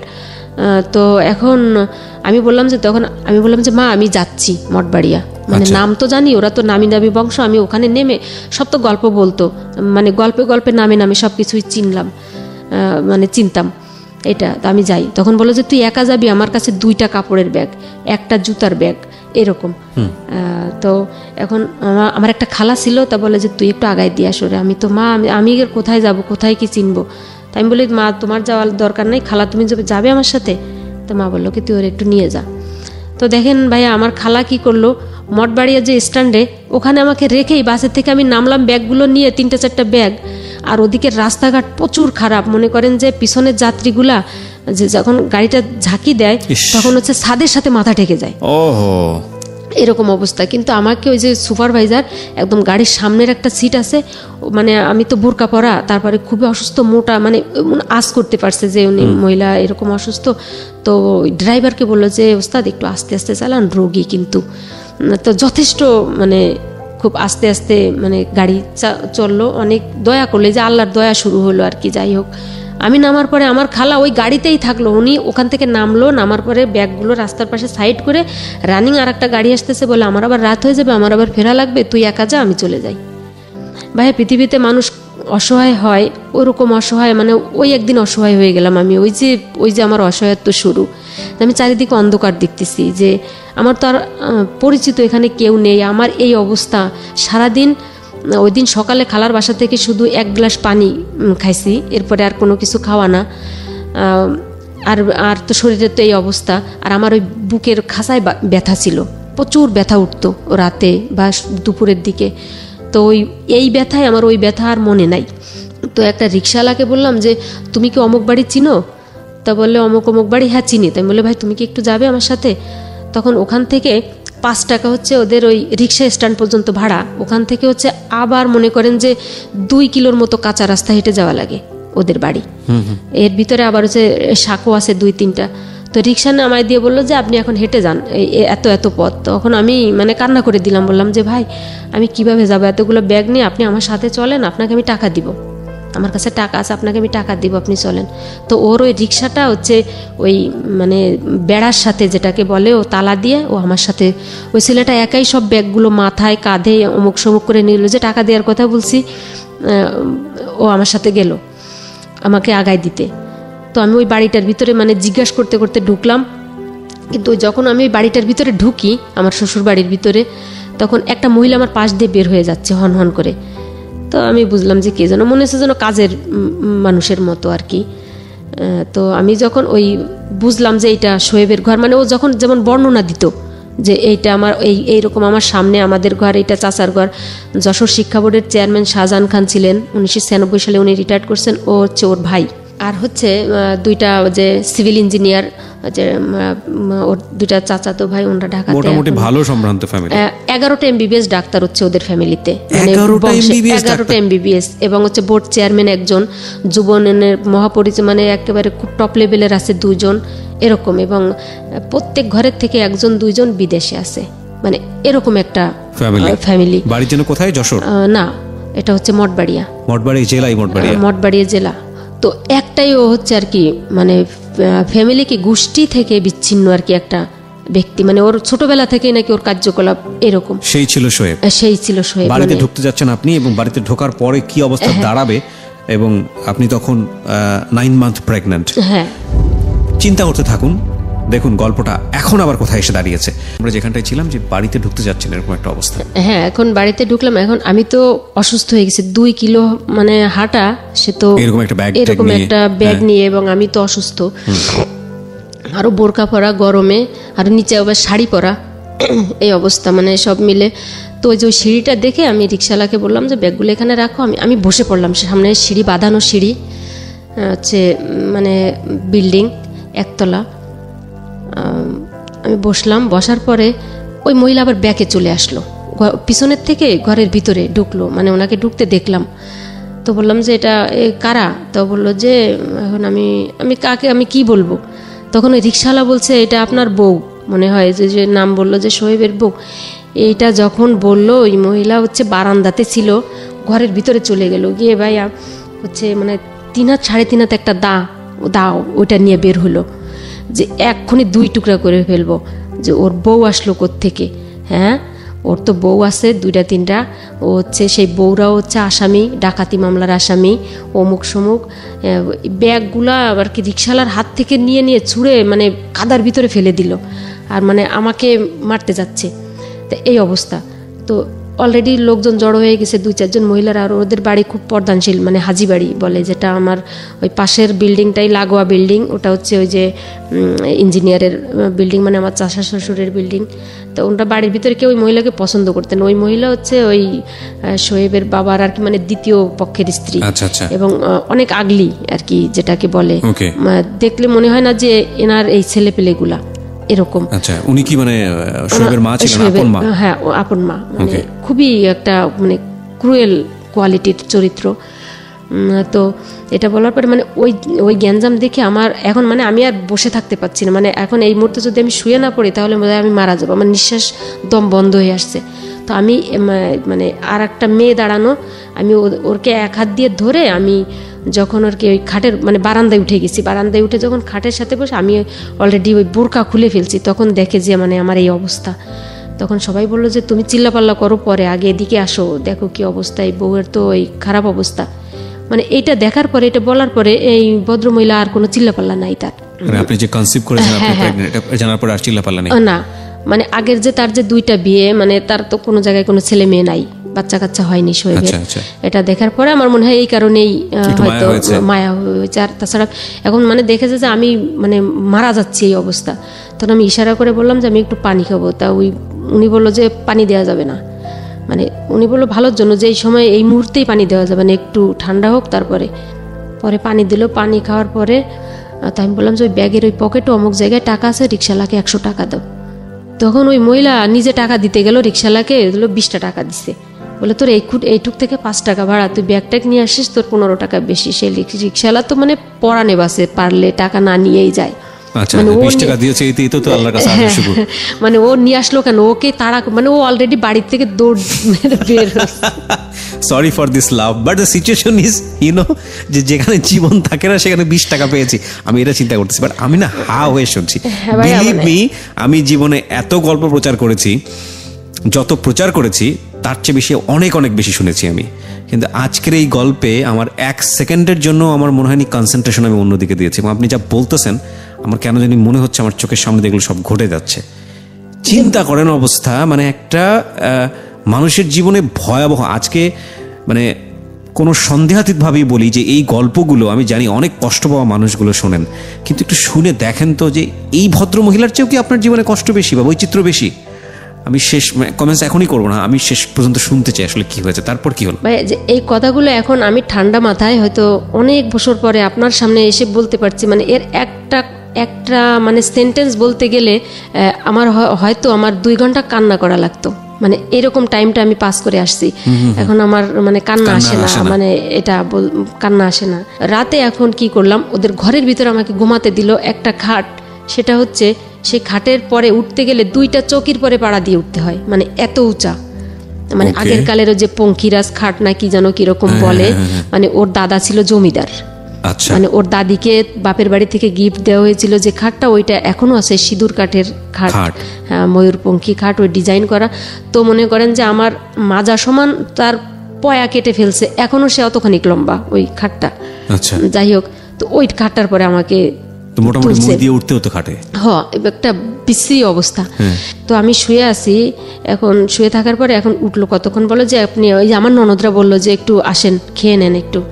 শোয়েব কিন্তু আর নাই, ওর কোনো ঠিকানা মিকানা কিচ্ছু জানি না কোথায় আছে। আমি কিন্তু একা যে জিদ করে চলে আসছি, যে পরে আমি যখন গেলাম খেতে, তখন ওই যে পিছনে ওদের ডাইনিং টেবিলে খেতে দিল, তখন আমি ভাতটা দেখে আমি খুব খুশি হলাম। আর আমার প্রচুর খাওয়া ছিল তখন, মানে ওই সময়টাতে খাবার প্রয়োজন হয়, হ্যাঁ খুব খাওয়া, 2জন মানুষের খাবার, হ্যাঁ এত পরিমাণ খাওয়া, মানে অল্প ভাত দেখলে আমার কান্না চাপতো যে এই ভাতগুলোতে আমার হবে না, আমার আরো লাগবে।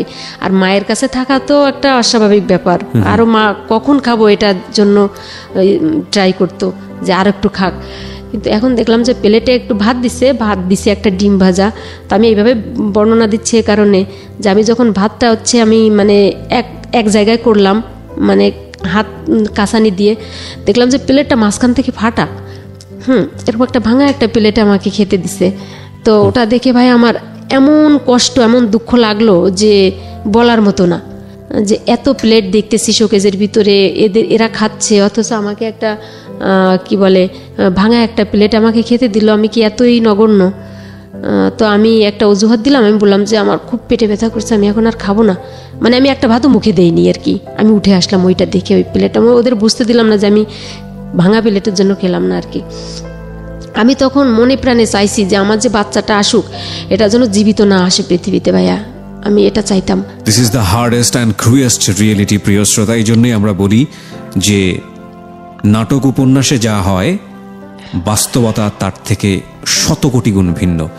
এই মা সারাটা জীবন ধরেই একটা মেয়ের সবচেয়ে কি বলা যেতে পারে ওয়াইল্ডেস্ট, ন্যাচারাল এবং সবচেয়ে কাঙ্ক্ষিত স্বপ্ন থাকে একটা মেয়ের বয়ঃসন্ধির পর থেকে, যে সে মা হবে, সবচেয়ে বড় স্বপ্ন সেটা।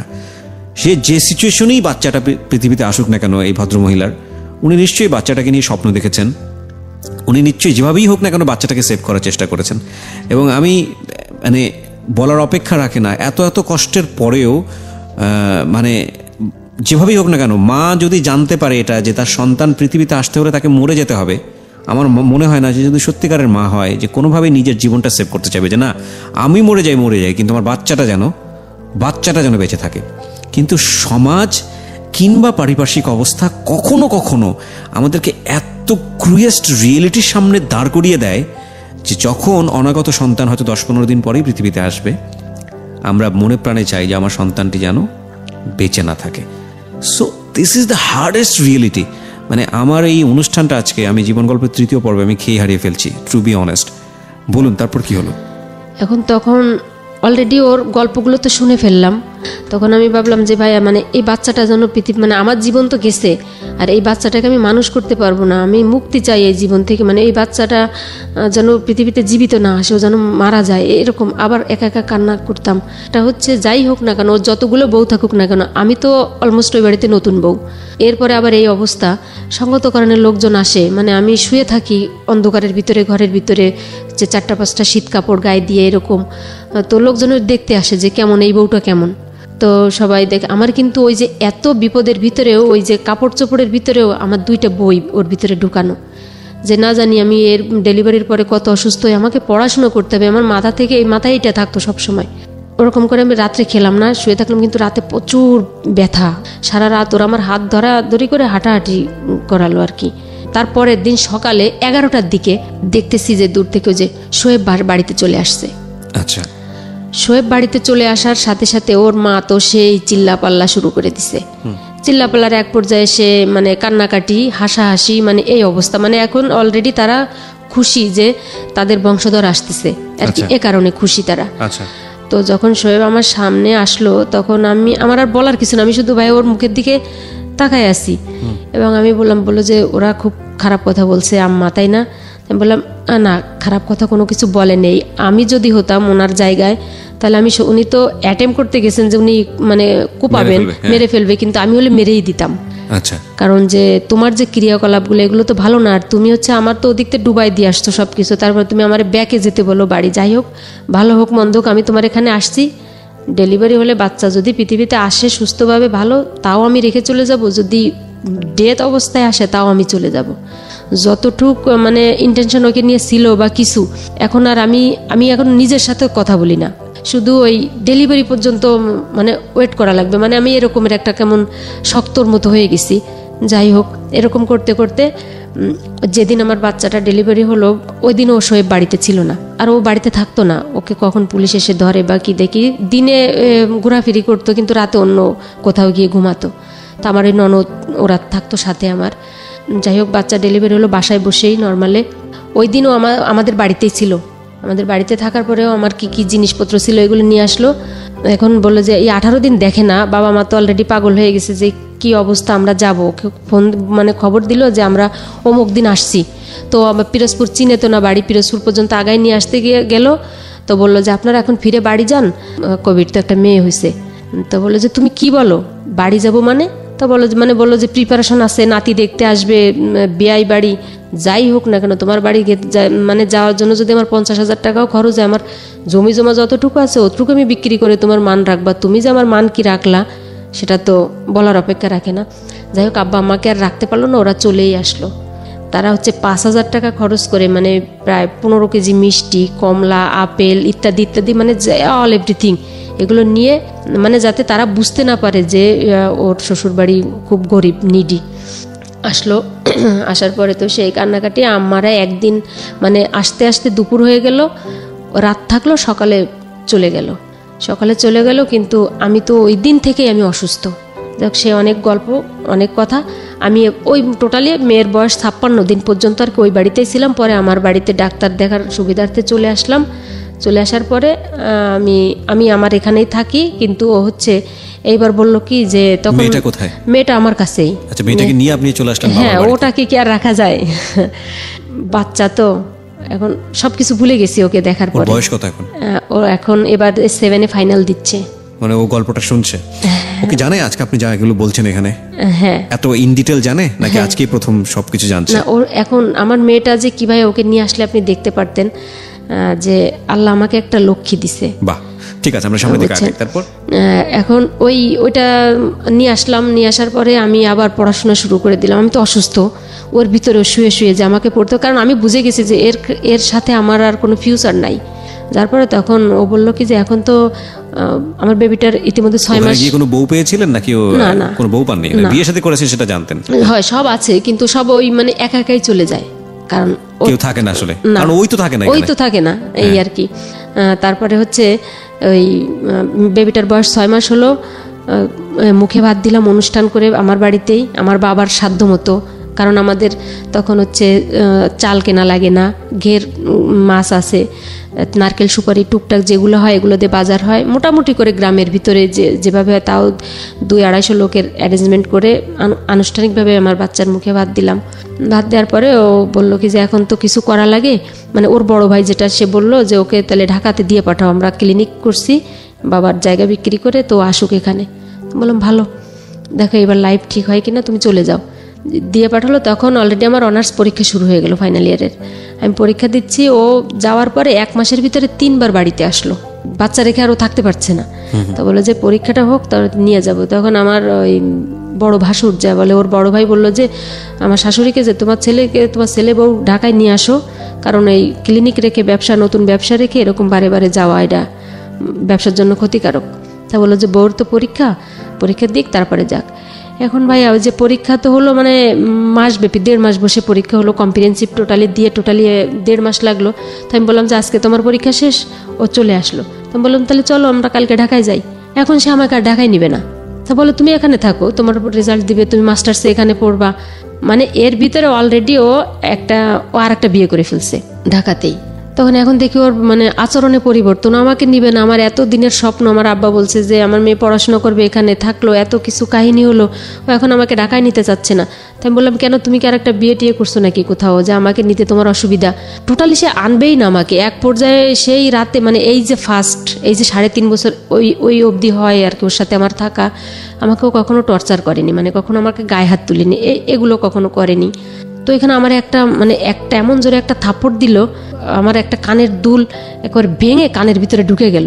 যে আমি যাওয়ার কথা কেন বললাম, যে আমার সে লোক কখনো আমাকে জোরে কথা বলে না, তো আজকে আমাকে গায়ে হাত তুললো, নিশ্চয়ই এর ভিতরে ঢাকার ভিতরে কোনো কাহিনী আছে, ঢাকা তো আমি যাবই। তো আমি করলাম কি ওই রাতেই আমার বাচ্চাটাকে নিয়ে আমি আমার ঘর থেকে বের হয়ে গেলাম, মেয়েটাকে কোলে নিয়ে আমার একটা খালা বাড়ি এসে থাকলাম। ও কিন্তু আমাদের বাড়িতেই, ও সকালে চলে যাবে। আমার চিন্তা ভাবনা কি, আমি সকালে ও ঢাকায় যাওয়ার আগে আমি ঢাকায় যাব, অন্তত আমার ভাসুরের একটা কার্ড আছে আমার কাছে যে আমি ঢাকায় যাব। যাই হোক, এক পর্যায়ে সবাই বললো যে তাহলে ওর চেতাচেতিতে যুক্তি আছে, তা তুমি এখন ওকে নিবে না কেন? এখন ওখানে কি করবে? তুমি ওকে পার্মানেন্টভাবে না নিতে পারো, তুমি বেড়ানোর জন্য ওতে নিতে পারো, যে তোর পরীক্ষা হয়ে গেছে, একটু রিক্রিয়েশনের দরকার আছে, নিয়ে যাও। তো সবাই যখন বললো যে সবার জবাবদিহিতা দেওয়া লাগে, তাও বললো যে চলুক বলে মানে মোটামুটি আমার ওই বাড়িতে একটা কোনো টুকরা মানে কিছু নাই, কাপড় চোপড় এভরিথিং সব কিছু নিয়ে আমরা চলে আসলাম ঢাকাতে। আসলাম আমার ওই ওর বড় ভাইয়ের বাসায়। তো যাই হোক 13 দিন ছিলাম ওই বাসাতে। এই 13 দিনের ভিতরে ও একদিন ওই বাসাতে আসেনি, থাকেনি আমাদের সাথে, ওই ক্লিনিকেই থাকে। রাতে নাকি ওর ক্লিনিকে থাকা লাগে, কিন্তু ও রাতে ওই ক্লিনিকে থাকার নাম করে ও হচ্ছে ওই মহিলার কাছেই থাকে। যাই হোক, পরে ওর ভাই করলো কি বাসা চেঞ্জ করে দিল, আমাদের ওই পুরনো বাসায় রেখে 30 তারিখে বা 1 তারিখে ঢাকা। তখন তো আমি বুঝতাম না যে বাসা ভাড়া কাকে বলে, ওই যে গ্যাস বিল, কারেন্ট বিল, এগুলো সম্পর্কে কোনো ধারণা নাই। তাও 1 তারিখে নাকি বাসা ছাড়তে হয়। তো ওরা আমাদের 29 তারিখে বাসা ছেড়ে চলে গেল। আমাদের 2 মা বেটিকে ওই বাসার ভিতরে রেখে সব মালামাল বের করে ফ্ল্যাটের ভিতরে, 5তলা ফ্ল্যাট, মানে 5তলার পরে একটা রুমের ভিতরে বললো যে শোয়েব আসতেছে, তোমরা এখানে থাকো। ওরা সবাই চলে গেল আমাদের রেখে। আর একটা পাতিলে অল্প একটু ভাত আর একটা আলু সিদ্ধ এটা রেখে সবাই চলে গেল। তো শোয়েবকে এটা ক্লিনিকে গিয়ে বলে যে আমরা ওদের রেখে চলে আসছি, আমরা বাসা ভাড়া, তুই বাসা দেখে আর কি এখন নিজের মতো করে থাক। ওই ফাঁকা ঘরের ভিতরে ওই রাতটাতে এখন থাকা লাগবে, একদিনে কোথায় বাসা পাবে? আর ওকে কেই বা বাসা ভাড়া দিবে? কোনো ফার্নিচার নাই, মানে টোটালি কোনো কিছু নাই। একটা ব্যাগেজে একটা বাচ্চা নিয়ে কি করা, টাকা পয়সারও দরকার আছে।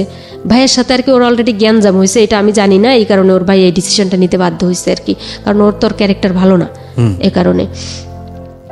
তো ওই রাতে আমরা ক্লিনিকে গেলাম, ওই যে ক্লিনিকে যে ডায়াগনস্টিক অ্যান্ড ক্লিনিক যে 11:30 ছিল মিরপুর, ওখানে।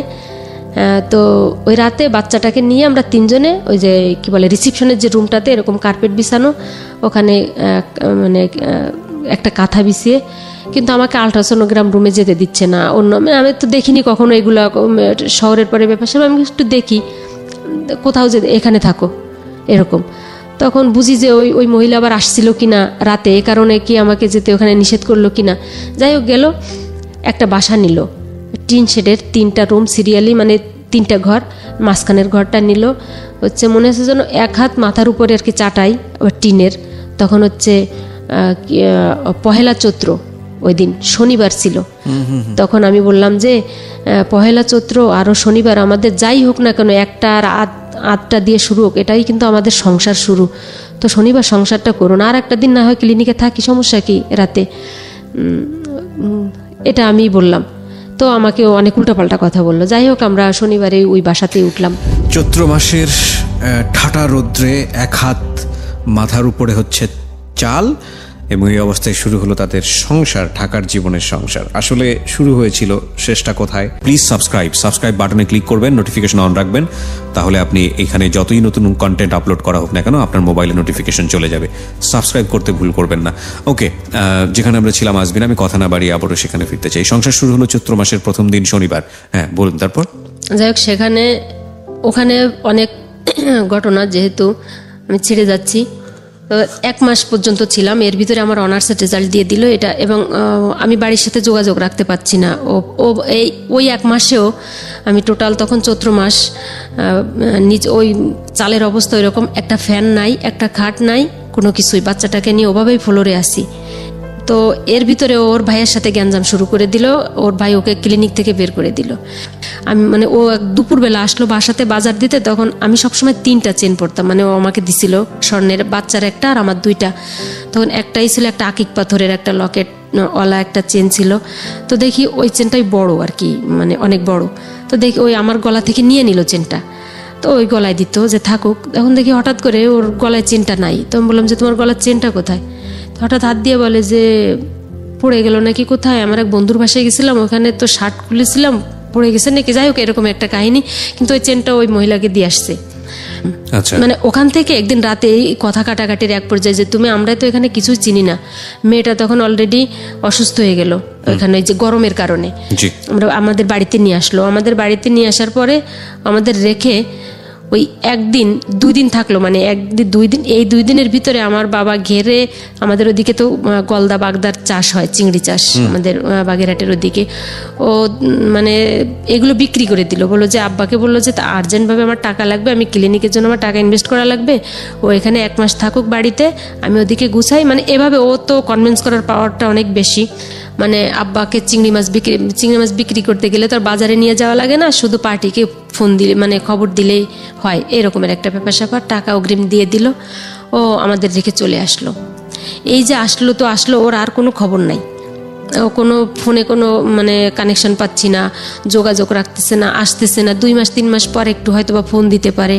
তো বললো যে আমি খুব বিপদে আছি, এই সেই। অলরেডি ও তখন এই মহিলার সাথে সংসার করা শুরু করে দিছে, ও নিজে করে একটা নার্সিং হোম করছে। মানে ওই মহিলা হচ্ছে মেন্টালের নার্স, ঢাকার খুব বয়স্ক একটা মহিলা, 50 আপ একটা। একদিন ওর বড় ভাই আমাকে ফোন দিয়ে বলে তুমি ঢাকাতে কি করো তুমি? ও তো আর একটা বিয়ে করছে। আমার মাথার অবস্থা আরও খারাপ, যে অবস্থা আর একটা বিয়ে করে ফেললো। আমি ঢাকাতে আসলাম, ঢাকাতে একা একা, বাচ্চা তখন 8, 9, 10, 11, 12 মাস, মোটামুটি বছর হয়ে গেছে আর কি বেবির বয়স। ওকে রেখেই আমি চলে আসলাম। খোঁজাখুঁজির পরে পাইলাম না পাওয়ার পরে ও আমাদের বাড়িতে একবার গেল, যাওয়ার পরে আমি সবাইকে ডাকলাম, আমার আত্মীয় স্বজন যারা আছে। তখন ওদের ওখান থেকে আমি বললাম যে ওকে মুখে দিয়ে বললে কাজ হবে না, ও যে কত বড় শক্ত লোক, ওটা হচ্ছে আমাকে ঢাকায় নিয়ে এরকম করছে।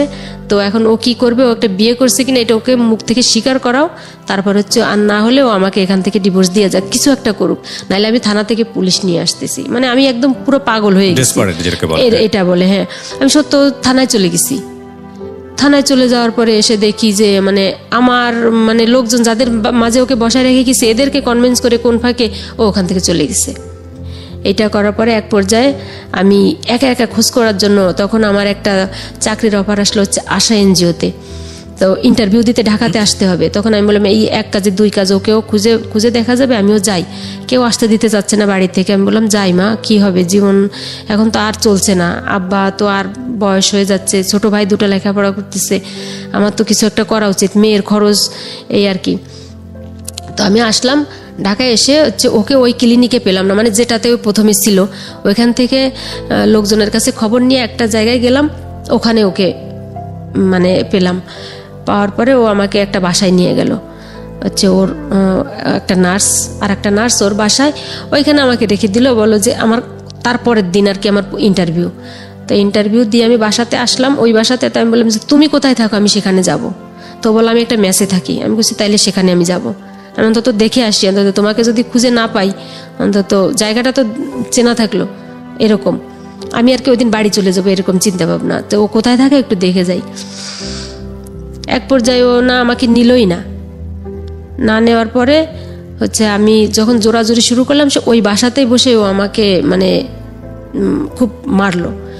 সেই মারির কারণে এখনও আমার এই যে ডান চোখটা হচ্ছে আমার প্রচুর সমস্যা হয়, অনেক সময় চোখে ঝাপসা দেখি এই অবস্থা মানে হয়ে যায়, মানে রক্ত নাক থেকে মুখ থেকে এরকম রক্ত বের হয়ে গেল। তো ভাইবার আগের দিন, হ্যাঁ ভাইবার আগের দিন ওইখানকার লোকজন আবার দেখলো, পাশে ঢাকা শহরে তো ওরা পুলিশ ডাক দিল যে এই মেয়েটাকে মেরেই ফেলবে এই অবস্থা। পুলিশ আসার পরে ও পুলিশদেরকে অনেক হাতে পায়ে ধরলো, বললো যে না সমস্যা না, তবে আমি বললাম যে, তখন আমি বললাম এই একটা সুযোগ। তাই আমি বলে ও না আমাকে এরকম ওর বাসায় নিতে চাচ্ছে না, আমি তো আর ওয়াইফ, এই যে বাচ্চাও আমাকে এখান থেকে আমার বাড়ি পাঠাবে। বেবিটা নিয়েও গিয়েছিল? হ্যাঁ, ওকে আর কোথাও রাখি না। আচ্ছা, সবসময় সাথে করে? সবসময় বেবির সামনে এই ধরনের আচরণ করছে? হ্যাঁ, বলে যে তাহলে তুই এখানে মুসলেকা দে, পুলিশে বলছে যে তুই এটা নিয়ে যাবি তোর বউকে সাথে করে, আর ও যদি নেক্সট টাইম এসে আমাদের কমপ্লেন করে যে তুই ওকে বাসায় নিসনি, তাহলে কিন্তু একটা মামলা হবে, তোরে কিন্তু অ্যারেস্ট করবো। তো আমি বলছি এই তো সুযোগ। ও তখন ওটা একটু পুলিশের ওর খুব ভয়, কারণ ওর তো বিগত দিনের ইতিহাস তো ভালো না, রেকর্ড। এই কারণে ও আমাকে বাসায় নিয়ে গেল। কিন্তু বাসায় যাওয়ার পরে যা দেখলাম, তখন হচ্ছে ভাইয়া মনে হচ্ছে যেন আমি একসাথে 3টা মারি, বেবিটাকেও মারি, ওকেও মারি, আর যাকে দেখলাম তাকেও মারি, সেই মহিলাকেই। মানে ওর যে পরবর্তী যে সংসার, সেখানে আমাকে নিয়ে গেল। নিয়ে যাওয়ার পরে তো সেইখানে যা হয়, প্রাথমিক পর্যায়ে চিল্লাপাল্লা, গ্যাঞ্জাম, অনেক কান্নাকাটি। আমি শুধু কান্না করতেছি। তখন খোঁজ নিয়ে দেখলাম ওই মহিলার একটা ছেলে আছে, তখন ছেলেটা প্রায়, ছেলে মানে কি ওই মহিলার আগের ঘরের? হ্যাঁ, 15-16 বছর বয়স ছেলেটার, এরকম অবস্থা। তাই আমি বললাম তোমার তো মানে যেটা বোঝানো দরকার যে তোমার তো সংসার আছে, ছেলে আছে, আমার মেয়েটাকে বাফারা করো না, আমাকে স্বামীহারা করো না, আমরা খুবই অসহায়। তো উনি কোনো কথা আর কি শুনলেন না, আমাকে ওই মানে ক্লিনিক নিচতলাতে, ওরা থাকে 3 তলায়, আমাকে রুমে নিয়ে গেল। রুমে নিয়ে অলরেডি আমাকে আটকাই দিল। এখন আমি না জিদের কারণে বা কষ্টে দুঃখে আমি কোনো কিছুই খাচ্ছি না। আমার মনে আছে ভাইয়া 7 দিন পর্যন্ত আমি শুধু বাথরুমে গেছি আর পানি খাইছি। মেয়েটার কি অবস্থা?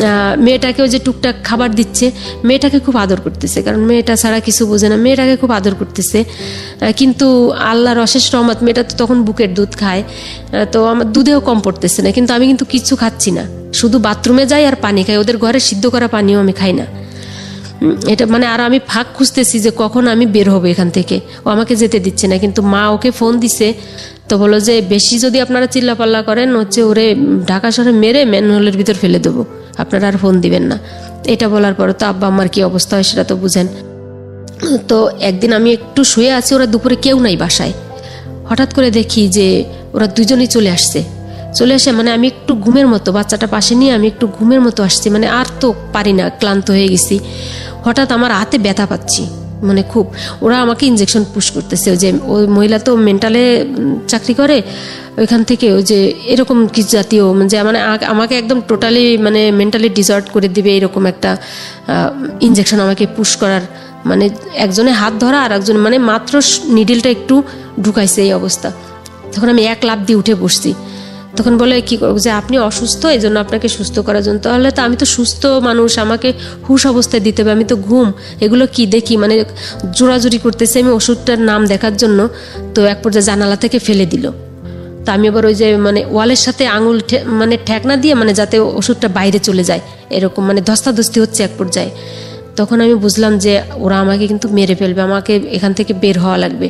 আর কোনো চিল্লাপাল্লা করলে কোনো আশেপাশে লোকজনও দেখতে পাচ্ছি না, এই অবস্থা। সকালবেলা ওই মহিলার হচ্ছে নাইট ডিউটি, ওই মহিলা তো নাইটে চলে গেছে।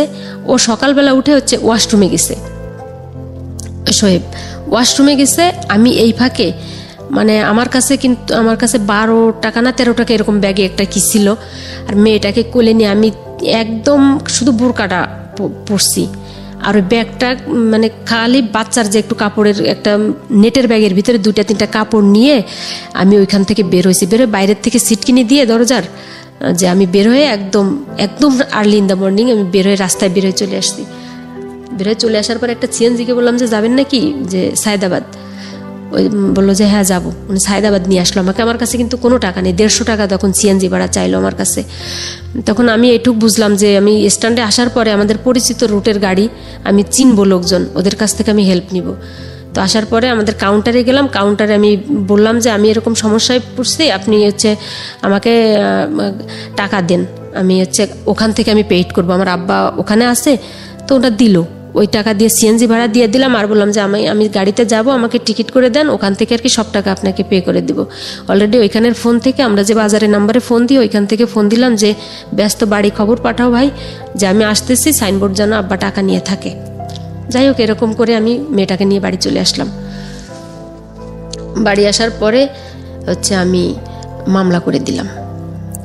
মামলা করে দেওয়ার পরে, মামলা করতে গেলে টাকা লাগে, সে অনেক ইতিহাস। কিন্তু এক পর্যায়ে পুলিশরা কত সালে মামলা করলেন? 6-এর প্রথম দিকে, 2006 সালের প্রথম দিকে মামলা করলেন। মামলা করাটা কি অতটা সহজ ছিল? হ্যাঁ, মামলা করাটা তখন অলরেডি সহজ ছিল না। মানে নিজেদের তো রিলেটিভ আত্মীয় স্বজন আছে, অনেক ধর্ণা ধরা লাগছে যে মানে কি নারী নির্যাতন মামলা। তো বললো যে এত টাকা লাগবে, 12,000 টাকা লাগবে একটা মামলা রুজু করতে গেলে। তো ওখানকার একটা চেয়ারম্যানের সহায়তা নিলাম, আমাদের রিলেটিভ হয়। এখন আসামি ধরার আর কোনো মানে নোটিশ করা বা তদন্ত করা বা চার্জশিট দেওয়া এগুলো কোনো কিছু নাই। তখন আমি বললাম আসামি কোথায় থাকে আমি জানি, আপনারা আমার সাথে যাবেন, ঢাকাতে আপনাকে ধরাই দিব।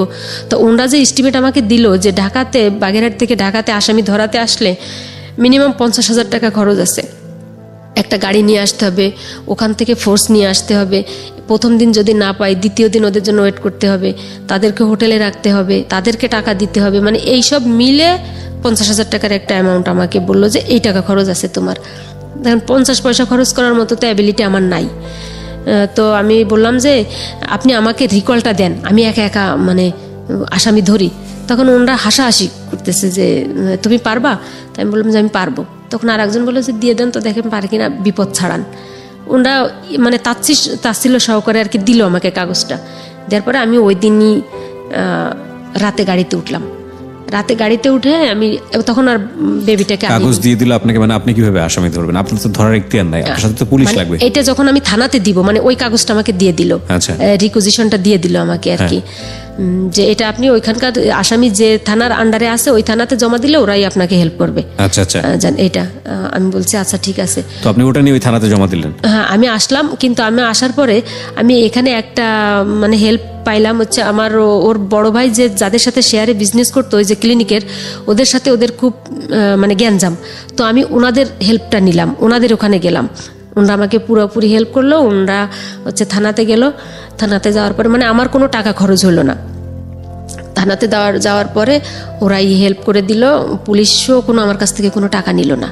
মানে আমার ওই বেবির ছবিটা দেখার পর আমার বেবিটা অনেক কিউট, আমি কান্নাকাটি করলাম, একটা টাকাও নিল না। এই যে পল্লবী থানাতে, তো ওই বাসাতে গিয়ে কেউ ধরা গেল, দুজনকেই অ্যারেস্ট করলো।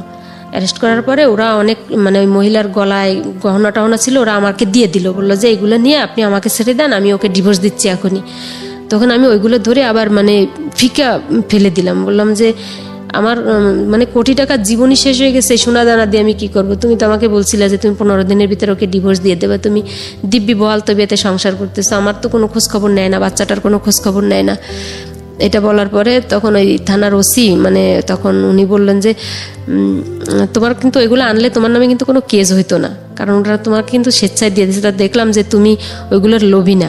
মানে উনি কোন সেন্সে বলছে আমি জানি না। তো যাই হোক, ওখান থেকে আমি আবার চলে আসলাম।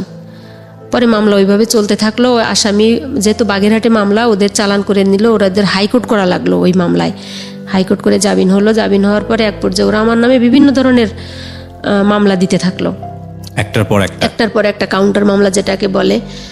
তো আমি বাড়িতে, বাচ্চাটার তখন হচ্ছে 2.5 বছর অলরেডি হয়ে গেছে, মামলা এরকম ঘুরতেছে। হঠাৎ করে একদিন রাতে আমার বাড়িতে পুলিশ গেল, মানে সবে মাত্র একটু শুইলাম, এর ভিতরে শীতের রাতে, তাও আবার ও জামিন থেকে বের হয়ে আমার নামে যে একটা মামলা দিল ওটার অ্যারেস্ট ওয়ারেন্ট বের করে থানা থেকে আমাদের পুলিশ নিয়ে এসে আমার ছোট ভাই তখন এসএসসি পরীক্ষা দিবে, আমার আব্বা আর আমাকে নিয়ে গেল। এটা বলে নিয়ে আসছে যে এটা হচ্ছে আমার বাসায় কাজের বুয়া ছিল, হচ্ছে ওর ভাই আর বাবার সহযোগিতা আমার বাসার মালামাল চুরি করে নিয়ে আসছে। বুঝতে পেরেছি, মানে আপনাকে হ্যারাস করার চেষ্টা করতেছে। তা এটা তো জানি না। তখন থানাতে অলরেডি মানে আমার এলাকায় আমার একটা, তো আগেই বলছি আমার শিক্ষা খাতে বা আমার হচ্ছে মানে এই যে সোশ্যাল যে কাজগুলো, ওয়েলফেয়ার, এই কারণে আমার একটা পরিচিতি ছিল। তো ওসি সাহেব দেখলো, মানে যে কোনো প্রোগ্রামে তো যেতাম, তো ওসি সাহেব দেখে বললো যে আজমিরা তুমি? তো আমি বললাম যে এইটা এই অবস্থা, এই আমার হাজব্যান্ড হয়, এই মামলা। আসামি যেহেতু ধরে নিয়ে আসছে, ছাড়ার এখতিয়ার তো আসামির সামনে নাই। তো ওরাও রাতে পালায় ওখান থেকে, থানা থেকে চলে গেল, কারণ ওদের নামে আরও মামলা আছে, ধরবে। ওরা চলে আসলো, আমার সকালে কোর্টে চালান দিল আমাদের 3 জনে, আমাদের ওই দিন জামিন হয়ে গেল বাগেরহাট কোর্টের থেকে। এক পর্যায়ে সবাই আমাকে বললো, ইতিমধ্যে আমার অনার্সের রেজাল্ট হয়ে গেল, আমি মাস্টার্সে ভর্তি হয়ে গেলাম। মাস্টার্সে ভর্তি হওয়াকালীন মানে আমার একটা কলেজে চাকরি হলো, ওখানে কলেজটা এমপিও হয়নি। তো বলো তোমার এখন একটা স্ট্যাটাস আছে, এই যে কোর্টে আসা যাওয়া করো, দেখো ওরা মিউচুয়ালের কথা বললে। আপনি মামলা তুলে নিয়েছেন শেষ পর্যন্ত? এখন শেষ পর্যন্ত মামলা তুলে নিলাম। এই অবস্থাতে আর কি এখন। ডিভোর্স দিয়েছেন না? হ্যাঁ, ও তো ডিভোর্স, যেহেতু মিউচুয়াল হলো তো ডিভোর্সের মাধ্যমে, ডিভোর্সের মাধ্যমে। কত সালে ডিভোর্স হলো? এটা হচ্ছে 2009 সাল, 2008-এর শেষের দিকে। সো ওটা মিটে গেল এবং পরবর্তী সময়ে আপনি যেভাবেই হোক না কোনো জীবন সংগ্রামে এগিয়ে গেছেন। আপনার একটা জব হয়েছে আমি যতদূর জানি, আপনি কাজ করছেন, আপনার ফ্যামিলিকে দেখার চেষ্টা করেছেন, আপনার বাবা মা ভাই এদেরকে দেখার চেষ্টা করেছেন প্রতি মুহূর্তে। এবং আপনি সেকেন্ড বিয়েও তো করেন বোধ হয়, না? কত সালে? 2012-এর শেষের দিকে। 2012 সালের শেষের দিকে। আপনি এখন এই সংসারেই আছেন? জি। আচ্ছা, তো সামহাউ আগের যে জীবন, সেই জীবনের চেয়ে এই জীবনের তো নিশ্চয়ই একটা পার্থক্য আছে। আপনি হ্যাপি কিনা? হ্যাঁ, আমি হ্যাপি। এখানে হ্যাপি হওয়ার মূল আর একটা কারণ আছে, যে এ হচ্ছে আমার সবকিছু জানে এবং এটা আমার ফিউচার লাইফের গাইড। ওর সাথে আমার এই সম্পর্ক এরকম খারাপ হওয়ার পরে আমি কোনো বাবার কোলে কোনো বাচ্চা দেখতে পারতাম না। ভাবতাম যে পৃথিবীতে সমস্ত বাচ্চার বাবাগুলো মারা যেত, আমার বাচ্চার বাবা, আমার বাচ্চা তার বাবার কোলে উঠতে পারতেছে না। ও বাবার আদর কাকে বলে, বাবা ডাকটা কাকে বলে ও বোঝে না, কারণ 6 মাস বয়সের থেকে তো ওর কাছ থেকে ও মানে বিচ্ছিন্ন। মানে আমার এই হাজবেন্ডকেই ও বাবা হিসেবেই জানে, ওকেই প্রথম এই বাবাটাকে ওকেই জানে। মানে ওকে আমি এত কষ্টের ভিতর থেকে ওকে আমি খুব ভালোভাবেই মানুষ করছি এই পর্যন্ত। তো ওর ফ্যামিলি এটা খুব মেনে নিছে। এখন বললো যে দেখো, ও ঢাকায় এসে আমার চাকরির সুবিধায় ওর সাথে পরিচয়। তো বললো যে যতই কি জব করেন? হ্যাঁ, জব করতেন, এখন অবশ্য একটা বিজনেসের ভিতরে আছে। তো বললো যে যতই যা বলো না কেন, একটা মানুষের একটা পুরুষের দরকার আছে একটা খুঁটির, কারণ যেহেতু তুমি তোমার বাবা মার জন্য এখন করতেছো, তোমার ভাইয়েরা আছে, তাদের সংসার হবে, কতদিন তুমি এভাবে থাকতে পারবা জানি না। উনি আপনাকে মোটিভেট করেছেন? মোটিভেট করছে। এখন ভালো মানে আমার কাছে মনে হয়েছে 1 থেকে 1.5-2 ঘন্টা আমি একটা পুরো ফ্লোর মধ্যে ছিলাম। জীবন যে কতটা মানে ভালনারেবল হতে পারে, কতটা ভয়াবহ হতে পারে, কষ্টনীয় হতে পারে, কিন্তু আপনি কখনো হাল ছাড়েননি। আমি যেটা দেখেছি, এই মানুষটাই আপনি আপনার সংসার চালাচ্ছেন, আপনার বাবা মাকে দেখতেছেন এবং আপনি একটা যাই হোক না কেন একটা সংসার জীবনে আছেন, যেটা আপনার প্রথম সংসার জীবনের চেয়ে অনেক ভালো, অনেক ভালো। এখন যে শ্বশুর বাড়ির ফ্যামিলিটা, এরা মানে বর্তমান বাংলাদেশের প্রেক্ষাপটে খুব প্রথম সারির লোক এরা আছে। কিছু দৈবিক কিছু বিষয়গুলো আছে যেগুলো আমরা বলি যেগুলো কপালের দোষ, আসলে এগুলো এখন বর্তমান যে মানে হাই প্রোফাইলের শিক্ষাগুলো, এগুলো বুঝতে চায় না বা এগুলো মানতেই চায় না, যে না আমাদের ভাগ্য নিজের হাতে তৈরি। এটা আসলে একটা কি বলে, আল্লাহর পরে আর কিছু নাই। তো আমার জীবনটা যে অশিক্ষিত একটা মানুষ বা অসহায় একটা মানুষ মানুষের পদে পদে মানে মানুষের দ্বারে দ্বারে গিয়ে হচ্ছে প্রতারণার শিকার হয়, আর আমি হচ্ছে একটা শিক্ষিত মানুষ হয়ে আমি প্রত্যেকটা জায়গায় গিয়ে আমি প্রতারণার শিকার হয়েছি। এখন এই যে আমি যখন এত বিপদের ভিতরে থাকছি, যেটা সত্যই কথা, আমি আমার ব্যাগের ভিতরে একটা বই থাকতো, আমি বাসে মানে ঢাকায় আসতেছি, তো আমি ওই জানালার পাশে বসে আমি 2 লাইন পড়তাম। বা আমি হচ্ছে এমনও দিন গেছে যে আমি হচ্ছে এজলাসে উঠে গেছি, তখন আমি পরীক্ষা দিয়ে মানে আমি এইটা চিন্তা করতাম যে আমার ভিতরে যদি শিক্ষা থাকে, আমার যদি সার্টিফিকেট থাকে, তাহলে আমি কোথাও না কোথাও গিয়ে আমি কাজ করে খেতে পারবো। অন্তত মানে নিম্নমানের জীবনযাপন আমাকে করতে হবে না, একটা মানে স্ট্যান্ডার্ড মাফিক লাইফটা লিড করতে পারবো, যেখানে গেলে অনার পাওয়া যায় বা কিছু। আমি কখনো মানে আশা ছাড়িনি, আমি কখনো হাল ছাড়িনি আর কি। জীবনে কখনোই হাল ছাড়বেন না, যত কষ্টেই থাকুন না কেন, যত সিচুয়েশন খারাপই হোক না কেন, হাল ছাড়বেন না। বেঁচে থাকার জন্য আমাদেরকে যুদ্ধ করতে হয়।